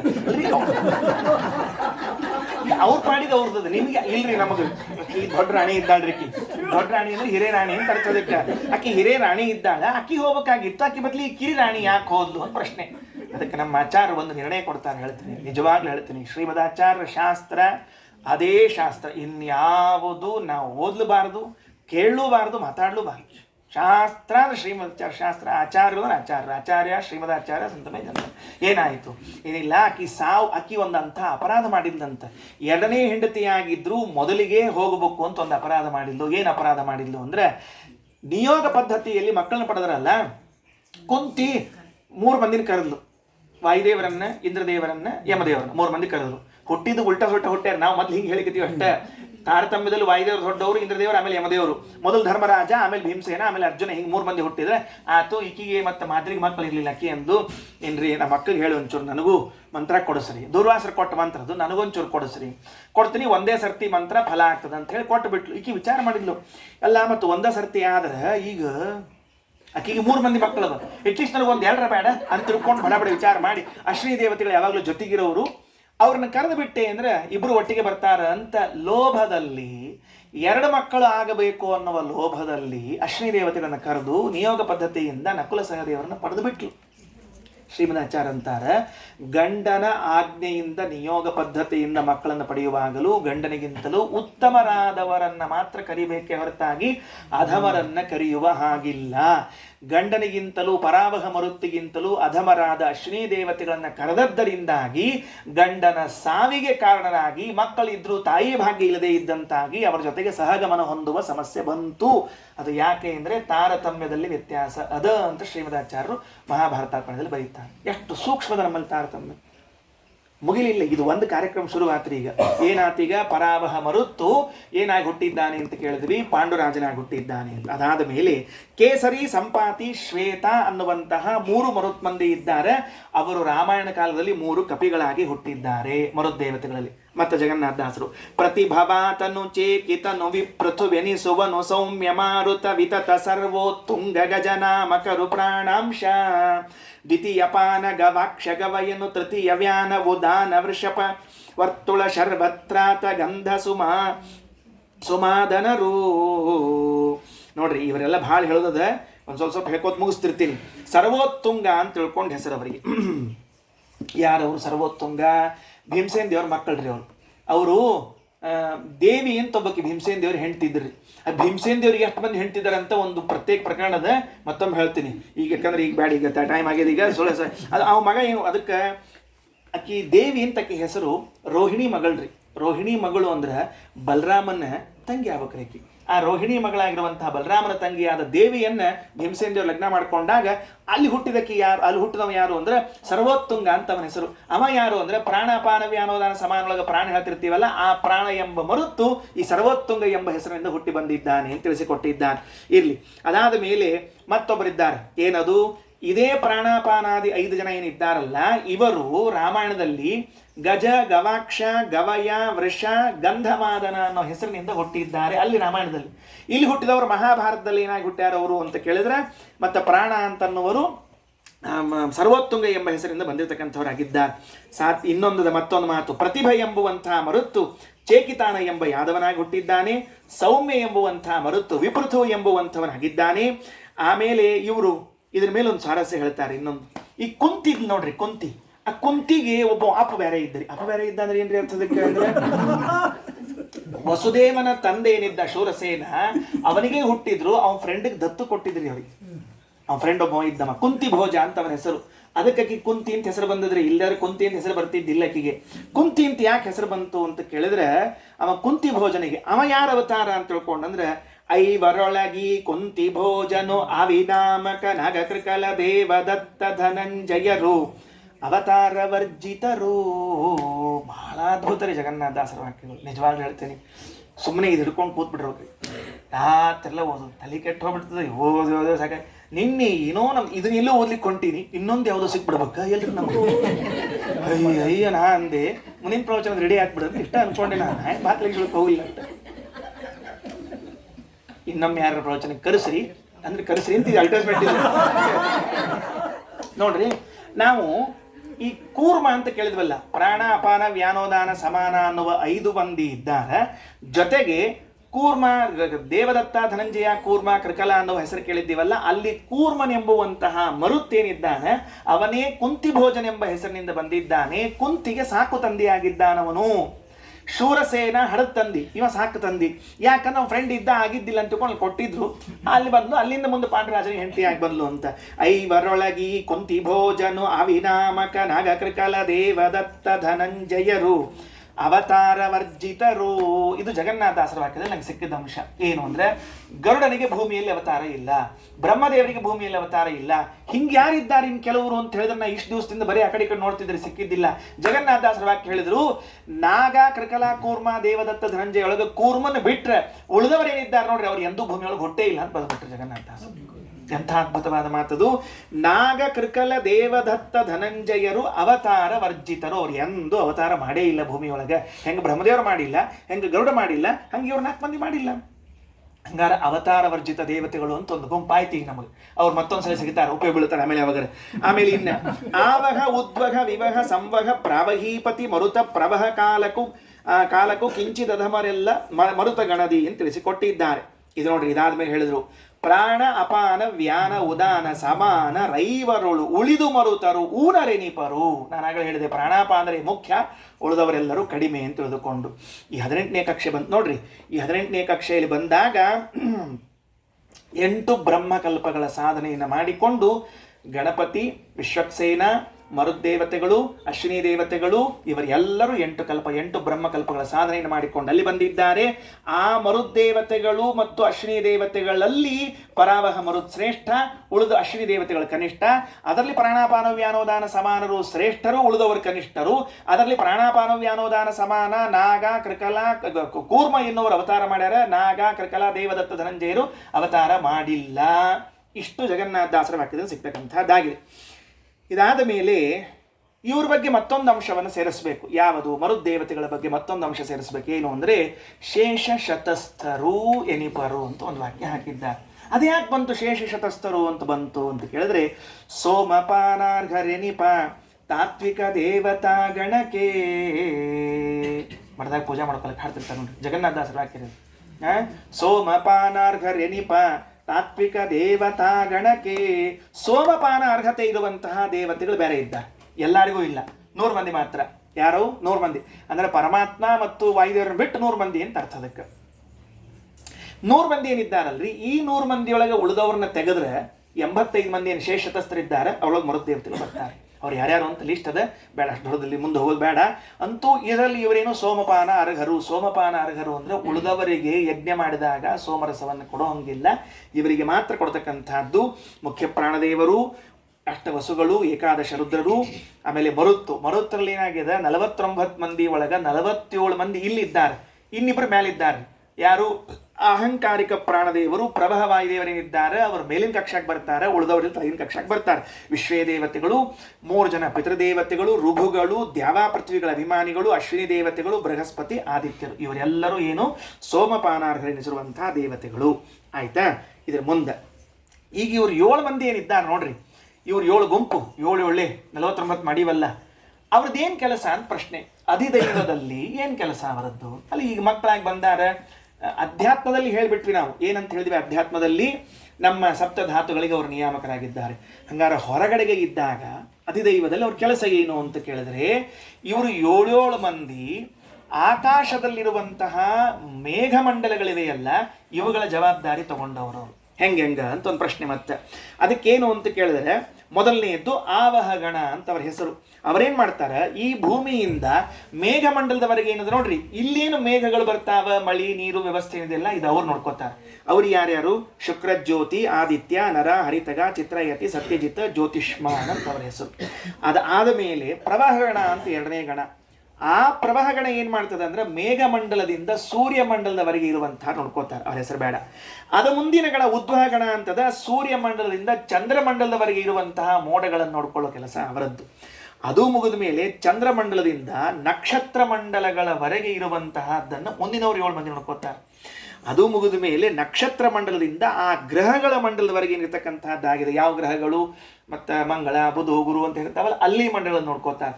ಅಲ್ಲಿ ಎಲ್ಲ ಮುಗಿದ ಮೇಲೆ ಕೊನೆ ಗಣದವರ್ರಿ ಅವ್ರು ಯಾರು ಅಂದ್ರೆ, ಅವರಿಗೆ ಪರಿವಹ ಗಣ ಅಂತ ಕರೀತಾರೆ. ಅವರು ಪರಾವಹದಲ್ಲಿ ಗ್ರಹದಿಂದ ಋಷಿ ಮಂಡಲದವರೆಗೆ, ಕೊನೆ ಗಣದವರು ಋಷಿ ಮಂಡಲದಿಂದ ಧ್ರುವ ಮಂಡಲದವರೆಗೆ ಇರುವಂತಹದ್ದು ಅಂತ ಹೇಳಿದ್ದಾರೆ. 7 ಮಂಡಲ ಅಂದ್ರೆ ನಮಗೆ ಈಗೇನು ಭೂಮಿ ಒಳಗೆ ನೀರು ಬರ್ತದೆ ನೋಡ್ರಿ, ಈಗ ಇದರ ಮೇಲೆ 7 ಗಣದಲ್ಲಿ 49 ಮಂದಿ ಮರುದೇವತೆಗಳು ತಮ್ಮ ಭಾಗದಲ್ಲಿ ಕೆಲಸ ಮಾಡ್ತಾ ಮಳೆ ಸುರಿಸುವುದನ್ನು ಮಾಡ್ತಾ ಇದ್ದಾರೆ.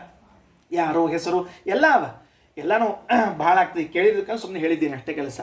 ಆ ಮರುದೇವತೆಗಳಲ್ಲಿ ಒಬ್ಬ ಮರುತ್ತಿದ್ದಾನಲ್ಲ, ಅವ ಯಾರು ಅಂತ ಕೇಳಿದ್ರೆ, ಈಗ ಪರಾವಹ ಅಂತ ಹೇಳಿದ್ರಿ, ಇನ್ನೊಬ್ಬ ಮರುತ್ತನ ಕಥೆ ಹೇಳ್ತೀನಿ. ಕೇಸರಿ ಅಂತ ಅವ ಇದ್ದಾನೆ. ಯಾರು? ಕೇಸರಿ ನಂದನ ಅಂತ ಹನುಮಂತ ಕರ್ಸ್ಕೊಳ್ಳೋದಾದ್ರೆ, ಅವ್ರ ಫಾದರ್ ಕೇಸರಿ ಅಂತ ಕರ್ಸ್ಕೋತಾರ. ಏನು ಮಾಡಿದ ಅವರು ಕೇಸರಿ ಎಂಬುವಂತಹ ಕಥೆ ಅಂದ್ರೆ, ಒಂದ್ಸರ್ತಿ ಅವರಿಗೆ ವಾಯುದೇವರ ಮಗನಾಗಿ ಬರ್ಲಿಕ್ಕೆ ಏನು ಕಾರಣ ಅಂದ್ರೆ, ನಾರಾಯಣ ಪಂಡಿತಾಚಾರ್ಯರು ಸುಮಧ್ವ ವಿಜಯದ ಭಾವಪ್ರಕಾಶಕಾದಲ್ಲಿ ಒಂದು ಕಥೆ ಹೇಳ್ತಾರೆ. ಹೊಂಟಿದ್ರಂತೆ ಸಂಚಾರ ಮಾಡ್ಕೋತ ಕೇಸರಿ ಎಂಬುವಂತಹ ಕಪಿ, ಭಾರಿ ಸಮರ್ಥರೇ ಅವರು. ಇದು ಮರುದೇವತೆಗಳ ಅವತಾರ, ಕೇಸರಿ ಮರುದೇವತೆಗಳ ಅವತಾರ. ಅಲ್ಲಿ ಕಾಡಿನಾಗ ಭರದ್ವಾಜಾದ ಋಷಿಗಳಿದ್ರಂತೆ. ಅವ್ರು ತಂಪಾಡಿಗೆ ತಾವು ಏನು ಮಾಡ್ಕೋತಿದ್ರು ಅಂದ್ರೆ, ಜಪ ಅನೇಕ ಮಾಡ್ಕೋತ ಕೂತಿದ್ರು. ಅಲ್ಲೊಬ್ಬ ದೈತ್ಯ ಶಂಖಶಬಲ ಅಂತ ಒಂದು ಹೆಸರು. ಆ ಶಂಖಶಬಲ ಎನ್ನುವಂತಹ ದೈತ್ಯ ಏನ್ ಮಾಡಿದ ಅಂತ ಕೇಳಿದ್ರೆ, ಈ ಭರದ್ವಾಜಾದಿಗಳೇನು ಜಪತಪಾನುಷ್ಠಾನ ಮಾಡ್ಕೋತ ಕೂತಿದ್ರು, ಒಂದು ಆನಿ ವೇಷದಾಗ ನುಗ್ಗಿಬಿಟ್ಟಂತ ಒಳಗಡೆ. ಆನಿ ವೇಷದಾಗ ನುಗ್ಗಿದ ಹೇಳ್ತೀನಿ, ಎಲ್ಲರೂ ಧ್ವಂಸ ಮಾಡಿ ಹೋಗ್ಬಿಟ್ಟ. ಅವ್ರು ಓಡಿ ಹೋಗ್ಬಿಟ್ರು ಪಾಪ. ಋಷಿಗಳೆಲ್ಲ ತಪಸ್ಸಿದ್ರು ವೇಸ್ಟ್ ಮಾಡ್ಕೊಳಂಗಿಲ್ರಿ, ಅವ್ರು ನೆನಪಿಟ್ಟುಕೊಳ್ರಿ. ತಪಸ್ಸದ ಒಂದು ಶಪ ಕೊಟ್ಕೋಣ ಅಂತ ತಿಳ್ಕೊಂಡು ಹೇಳಿದ್ರೆ, ಕೆಲವ್ರು ಕೈಯಾಗಿ ನೀರು ಹಾಕೊಂಡ್ಬಿಟ್ಟಿರ್ತಾರ್ರಿ. ಕೊಡ್ಲೇನು ಅಂತ ಕೇಳ್ತಿರ್ತಾರೆ. ಇವಂಗ ದಾನಪನ ಕೊಡ್ತಾ ಅಂತ ಇವ ತಲೆ ಕೊಡ್ರಿ ಅಂತ ಇವಾಗ ದಾನಲ್ಲೋ ಶಾಪ ಅಂತ. ಅದಕ್ಕೆ ಶಾಪ ಕೊಡೋದಿಲ್ಲ, ಅವರು ವ್ಯರ್ಥ ಮಾಡ್ಕೊಳ್ಳೋದು ತಮ್ಮ ತಪಸ್ಸನ್ನೇ ಎಂದು. ದ್ರೌಪದಿ ದೇವಿಗೆ ಮಹಾ ಸಾಮರ್ಥ್ಯ ಇತ್ತು, ಕಣ್ ತೆರೆದಿದ್ರೆ ದುರ್ಯೋಧನಾದಿಗಳು ಸುಟ್ಟು ಹೋಗ್ತಿದ್ರು. ಯಾಕೆ ಕಣ್ಣು ಮುಚ್ಕೊಂಡು ಸುಮ್ ಕೂತ್ಲು ಹೇಳ್ರಿ ಅಂತ. ತಪಸ್ಸು ವೇಸ್ಟ್ ಮಾಡಬಾರ್ದು ಅಂತ ಗೊತ್ತದೆ. ಆಗೋ ಕಾಲಕ್ಕೆ ಅವ್ರು ಸಾಯೋ ಕಾಲಕ್ಕೆ ಸಾಯ್ತಿರ್ತಾರೆ. ನಾವ್ಯಾಕೆ ನಮ್ಮ ತಪಸ್ಸು ವೇಸ್ಟ್ ಮಾಡ್ಕೋಬೇಕ್ರಿ? ನಮಗೆ ಸುಟ್ಟು ಬಂದ್ರೆ ಸಾಕ್ರಿ, ಎಲ್ಲಾರು ಬೈ ಬೈ ಬೈ. ಎಷ್ಟು ಚಂದ ಶಬ್ದಗಳು ಅವ್ರು ಡಿಕ್ಷನರಿಗಳು ತೆಗೆದು ನೋಡಿದ್ರೆ ಆನಂದ ಆಗ್ತಾವ್ರಿ. ಹೊಸ ಶಬ್ದಗಳನ್ನು ಹಾಕಿದವ್ರು ನಾವು. ಅವ್ರು ಯಾರೊಬ್ಬರು ಮನೆ ಬರೆದಿದ್ರಿ, ಭಾಷೆ ಎಂಬುದು ನದಿ, ಡಿಕ್ಷನರಿ ಎಂಬುದು ಅಣೆಕಟ್ಟು ಅಂತ ಬರ್ದಿದ್ರು. ಭಾಷೆ ಎಂಬುದು ನದಿ ಹರ್ಕೊಂಡು ಹೋಗ್ತಿರ್ತದೆ, ಅಣೆಕಟ್ಟು ಅಂತ ಡಿಕ್ಷನರಿ. ನೀವೆಲ್ಲ ಹೊಸ ಶಬ್ದ ಅದ್ರಾಗ ಹಾಕಿರ್ತಾರೆ ರೈತ. ಅದಕ್ಕೆ ತಪಸ್ಸು ವೇಸ್ಟ್ ಮಾಡಿಲ್ರಿ ನಾವು. ಅಲ್ಲಿ ಬಂದಿದ್ರು, ನೋಡಪ್ಪ ಕೇಸರಿ ಮತ್ತೆ ಹಿಂಗೆ ಆಗ್ಯದ ಅಂದ್ರು. ಅವ ಶಂಖಶಬಲ ಆನಿ ರೂಪದಾಗ ಬಂದಿದ್ನಲ್ಲ, ಹೋಗಿ ಕೊಂದ್ಬಿಟ್ರು. ಎಷ್ಟು ಚಂದ ಕೊಂದ್ರು ಅಂದರೆ ಅದು ಆನೆ ಹೊಡ್ಕೋದ್ ಬರ್ತಿದ್ರೆ ಮುಷ್ಟಿ ಮಾಡಿ ಮೇಲಿನ ಜಿಗದೊಂದು ಧನ್ ಅಂದ್ರೆ ಅದು ಗಂಡಸ್ಥಳಕ್ಕೆ ಹೊಡೆದ್ರೆ ಪೀಸ್ ಆಗಿ ಬಿದ್ದು ಬಿಡ್ತೀರಿ. ಅದು ಆನೆ ಸತ್ತು ಹೋತೋ ತಪಸ್ಸೆಲ್ಲ ಸಂತೋಷದಿಂದ ಮತ್ತೆ ಮುಂದುವರಿತಲ್ಲ. ನಿಂಗೇನು ವರ ಬೇಕು ಕೇಳು ಅಂದರು. ನಂಗೆ ವರ ಬೇಕು, ಸ್ವತಃ ಯೋಗ್ಯತೆ ಉದ್ದ ಜೀವವರು, ನನಗೆ ಜೀವೋತ್ತಮನಾದವನೇ ಮಗನಾಗಬೇಕು ಅಂತ ಕೇಳಿಕೊಂಡಾಗ ಹನುಮಂತ ದೇವರು ಮಕ್ಕಳಾಗಿ ಬಂದರು. ಇದು ಒಬ್ಬ ಮರುತ್ತನ ಕಥೆ. ಯಾವ ಮರುತ್ತು ಅಂತ ತಿಳ್ಕೊಂಡು ಕೇಳ್ಕೊಡ್ರಿ, ಎಷ್ಟು ಚಂದ ಕಥೆ ಅದು ಮರುತ್ತರದು ಅಂತ ತಿಳ್ಕೊಂಡು ಹೀಗೆಲ್ಲ. ಆಮೇಲೆ ಗಜ ಗವಯ ಗವಾಕ್ಷ ಇವರೆಲ್ಲರೂ ಕಥೆಯನ್ನು ಹೇಳಿದ್ದಾರೆ. ಪಾಂಡುರಾಜನ ಸಾಮರ್ಥ್ಯವನ್ನು ಮಹಾಭಾರತ ಆದಿಪರ ವರ್ಣನ ಮಾಡ್ತದೆ, ಹೇಳ್ತೀನಿ ಎಲ್ಲರ. ಅವ ಇದ್ದ ಅಂಬೋದಕ್ಕೆ ಎಷ್ಟು ಅಶ್ವಮೇಧ ಯಾಗ ಮಾಡಿದ್ದಾರೆ ಧೃತರಾಷ್ಟ್ರ ಅನ್ನೋದನ್ನು ಹೇಳಿದ್ದಾರೆ. ಬಹಳಷ್ಟು ಚಂದ ಅಶ್ವಮೇಧ ಯಾಗ ಮಾಡಿದ ಧೃತರಾಷ್ಟ್ರ ಅಂತ ತಿಳಿಸ್ಕೊಟ್ಟಿದ್ದಾರೆ. ಸರಿ, ಕೊನೆಗೆ ಮತ್ತೆ ಅಲ್ಲಿಗೆ ಬರ್ಬೇಕು ನೋಡ್ರಿ, ಮುಕ್ತಾಯಕ್ಕೀಗ ಎಲ್ಲಿ ಹೋಗಿದ್ದು, ಎಲ್ಲಿ ಶುರು ಮಾಡಿದ್ದು, ಅಲ್ಲಿಗೆ ಬರ್ಬೇಕಲ್ಲ. ಆ ಸಪ್ತಧಾತುಗಳೊಳಗೆ ನಮ್ಮ ದೇಹದಲ್ಲಿರುವಂಥವ್ರು ಯಾರ್ಯಾರು ಇಲ್ಲಿನ ತಪಸ್ ಮಾಡ್ಕೋತ ಕೂತಾರಂತ ಒಂದು ಹೇಳ್ಬಿಡ್ತೀನಿ, ಮುಗಿದು ಹೋತು. 7 ಮಂದಿ ಮರುದೇವತೆಗಳು, 7 ಸಾಮಗಳು. ಯಾವ್ದ್ಯಾವುದು? ಪ್ರಸ್ತಾವ ಸಾಮ, ಪ್ರತಿಹಾರ ಸಾಮ, ಉದ್ಗೀತ ಸಾಮ, ನಿಧನ ಸಾಮ, ಹೀಂಕಾರ ಸಾಮ, ಆದಿಸಾಮ, ಉಪದ್ರವ ಸಾಮ ಅಂತ ಇವು 7 ಸಾಮಗಳು. ತ್ವಚಿ ಪ್ರಸ್ತಾವ ನಾಮಾಚ ವಾಸುದೇವಸ್ತಥೈವ ಚ. ಇದು ಗುರುವೃತ್ತ ಅನ್ನುವಂಥ ಒಂದು ಗ್ರಂಥ ಅದ. ಆ ಗುರುವೃತ್ತ ಎನ್ನುವಂತಹ ಗ್ರಂಥ ಏನಿದೆಯಲ್ಲ, ಆ ಗ್ರಂಥದಲ್ಲಿ ನಮಗೆ ಜಗನ್ನಾಥದಾಸರು ಏನು ತಿಳಿಸಿಕೊಟ್ಟಿದ್ದಾರೆ ಅಂದರೆ ಅದರಲ್ಲಿರುವಂತಹ ಮಾತುಗಳನ್ನು ಸಂಗ್ರಹ ಮಾಡಿ ಕೊಡ್ತಾ ಇದ್ದಾರೆ. ಅದರಲ್ಲಿ ರಾಮರೂಪಿ ಹರಿಸ್ತತ್ರ ವರ್ತಂತೆ ಅಂತರ್ನಿಯಾಮಕ. ರಾಮರೂಪಿಯಾಗಿರುವಂತಹ ಪರಮಾತ್ಮನಿದ್ದಾನೆ.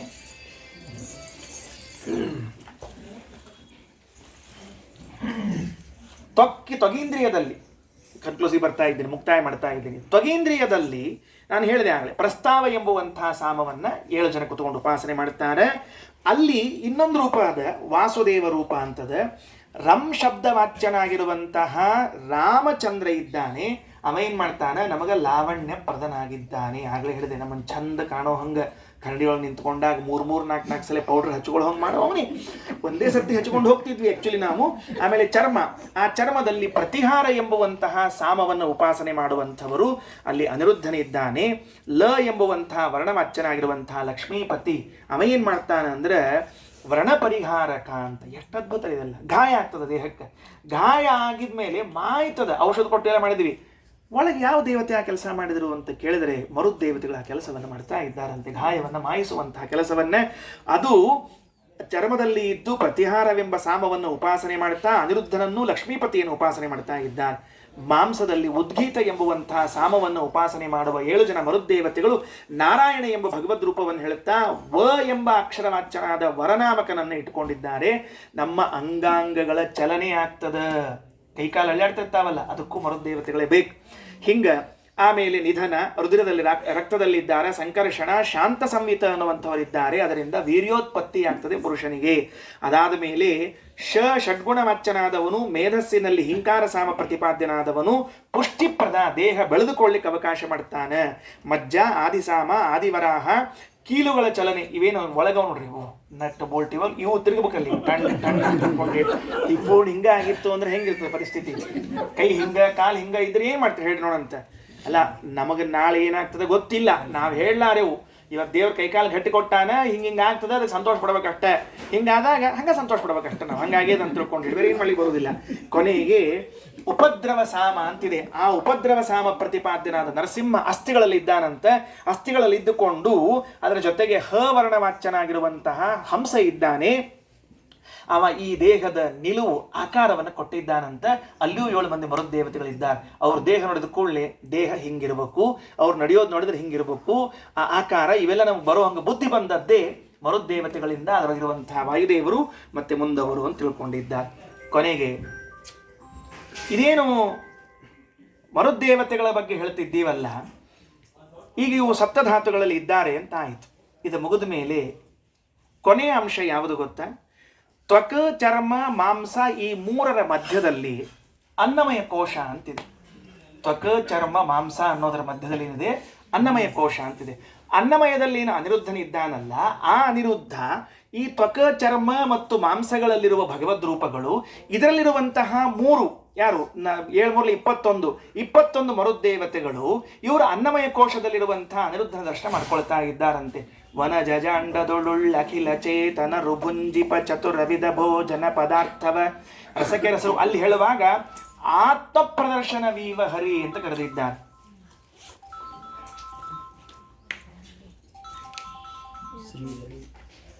ಆತ್ಮ ಪ್ರದರ್ಶನವೀವ ಹರಿ ಅಂತ ತಿಳಿಸಿದ್ದಾರೆ. ಅದರ ಅರ್ಥ ಏನು ಗೊತ್ತಾ? ಅಲ್ಲಿ ಒಳಗಡೆಗೆ ಏನು ದೇವತೆಗಳಿದ್ದಾರಲ್ಲ, ಆ ದೇವತೆಗಳು ಭಗವಂತನ ರೂಪವನ್ನು ಕಾಣ್ತಾರಂತೆ. ಎಲ್ಲಿದ್ದ ರೂಪವನ್ನು ಕಾಣಬೇಕು? ಇವರು ತ್ವಕ್ ಚರ್ಮ ಮಾಂಸಗಳಲ್ಲಿ ಇರುವಂಥವರು, ಅದರ ಮಧ್ಯದಲ್ಲಿ ಇರುವಂತಹ ಅನ್ನಮಯ ಕೋಶದಲ್ಲಿದ್ದ ಭಗವದ್ ರೂಪವನ್ನು ಕಾಣ್ತಾರೆ. ಆತ್ಮ ಪ್ರದರ್ಶನ ಸುಖವನೀವ ಹರಿ ಅಂತ. ಅದರ ಮುಂದೆ ಮಾಂಸ ರುಧಿರಗಳ ಮಧ್ಯದಲ್ಲಿ ಪ್ರಾಣಮಯ ಕೋಶ, ರುಧಿರ ಮೇಧಸ್ಸುಗಳ ನಡುವೆ ಮನೋಮಯ ಕೋಶ, ಮೇಧಸ್ಸು ಮಧ್ಯಗಳ ನಡುವೆ ವಿಜ್ಞಾನಮಯ ಕೋಶ, ಮಜ್ಜ ಅಸ್ಥಿಗಳ ನಡುವೆ ಆನಂದಮಯ ಕೋಶ ಇರುವಂತಹದ್ದಾಗಿದೆ. ಈ ಕೋಶಗಳಲ್ಲಿದ್ದ ಭಗವದ್ ರೂಪಗಳು, ಈ ಸಪ್ತಧಾತುಗಳಲ್ಲಿರುವಂತಹ ಮರುದ್ದೇವತೆಗಳು, ಅಲ್ಲಿರುವ ಭಗವದ್ ರೂಪಗಳು, ಸಪ್ತ ಸಾಮ, ಇದೆಲ್ಲ ಉಪಾಸನೆಗಳ ಮಾಡ್ತಾ ಭಗವದ್ ರೂಪವನ್ನು ಕಾಣ್ತಾರೆ ಎನ್ನುವಂತಹ ಅಂಶವನ್ನು ನಾವು ತಿಳಿತಾ ಇದ್ದೇವೆ. ಹೀಗೆ ಜಗನ್ನಾಥದಾಸರ ವಾಕ್ಯಗಳನ್ನು ನೋಡ್ತಾ ಇದ್ದರೆ, ಈ ಒಂದೇನು ನಮ್ಮ ದೇಹ ಮಧು ವಿರೋಧಿಯ ಪಟ್ಟಣಕ್ಕೆ ಎನ್ನುವಂತಹ ಒಂದು ವಾಕ್ಯ ಇದೆಯೋ, ಆ ವಾಕ್ಯವೇ ಇಷ್ಟು ದೀರ್ಘವಾಗಿ ನಮಗೆ ವಿವರಣೆಯನ್ನು ಕೊಡಲಿಕ್ಕೆ ಸಾಧ್ಯವಾಗ್ತದೆ ಅಂತ ನಾವು ತಿಳಿದುಕೊಂಡಿದ್ದೇವೆ. ಜಗನ್ನಾಥದಾಸರ ಆರಾಧನೆ ಇದ್ದುದರಿಂದ ನನ್ನ ಸಮಯ ಆಗಿದೆ. ಒಂದು ಬಾರಿ ಜಗನ್ನಾಥದಾಸರು ಉಡುಪಿ ಕ್ಷೇತ್ರಕ್ಕೆ ಹೋಗಿದ್ರಂತೆ.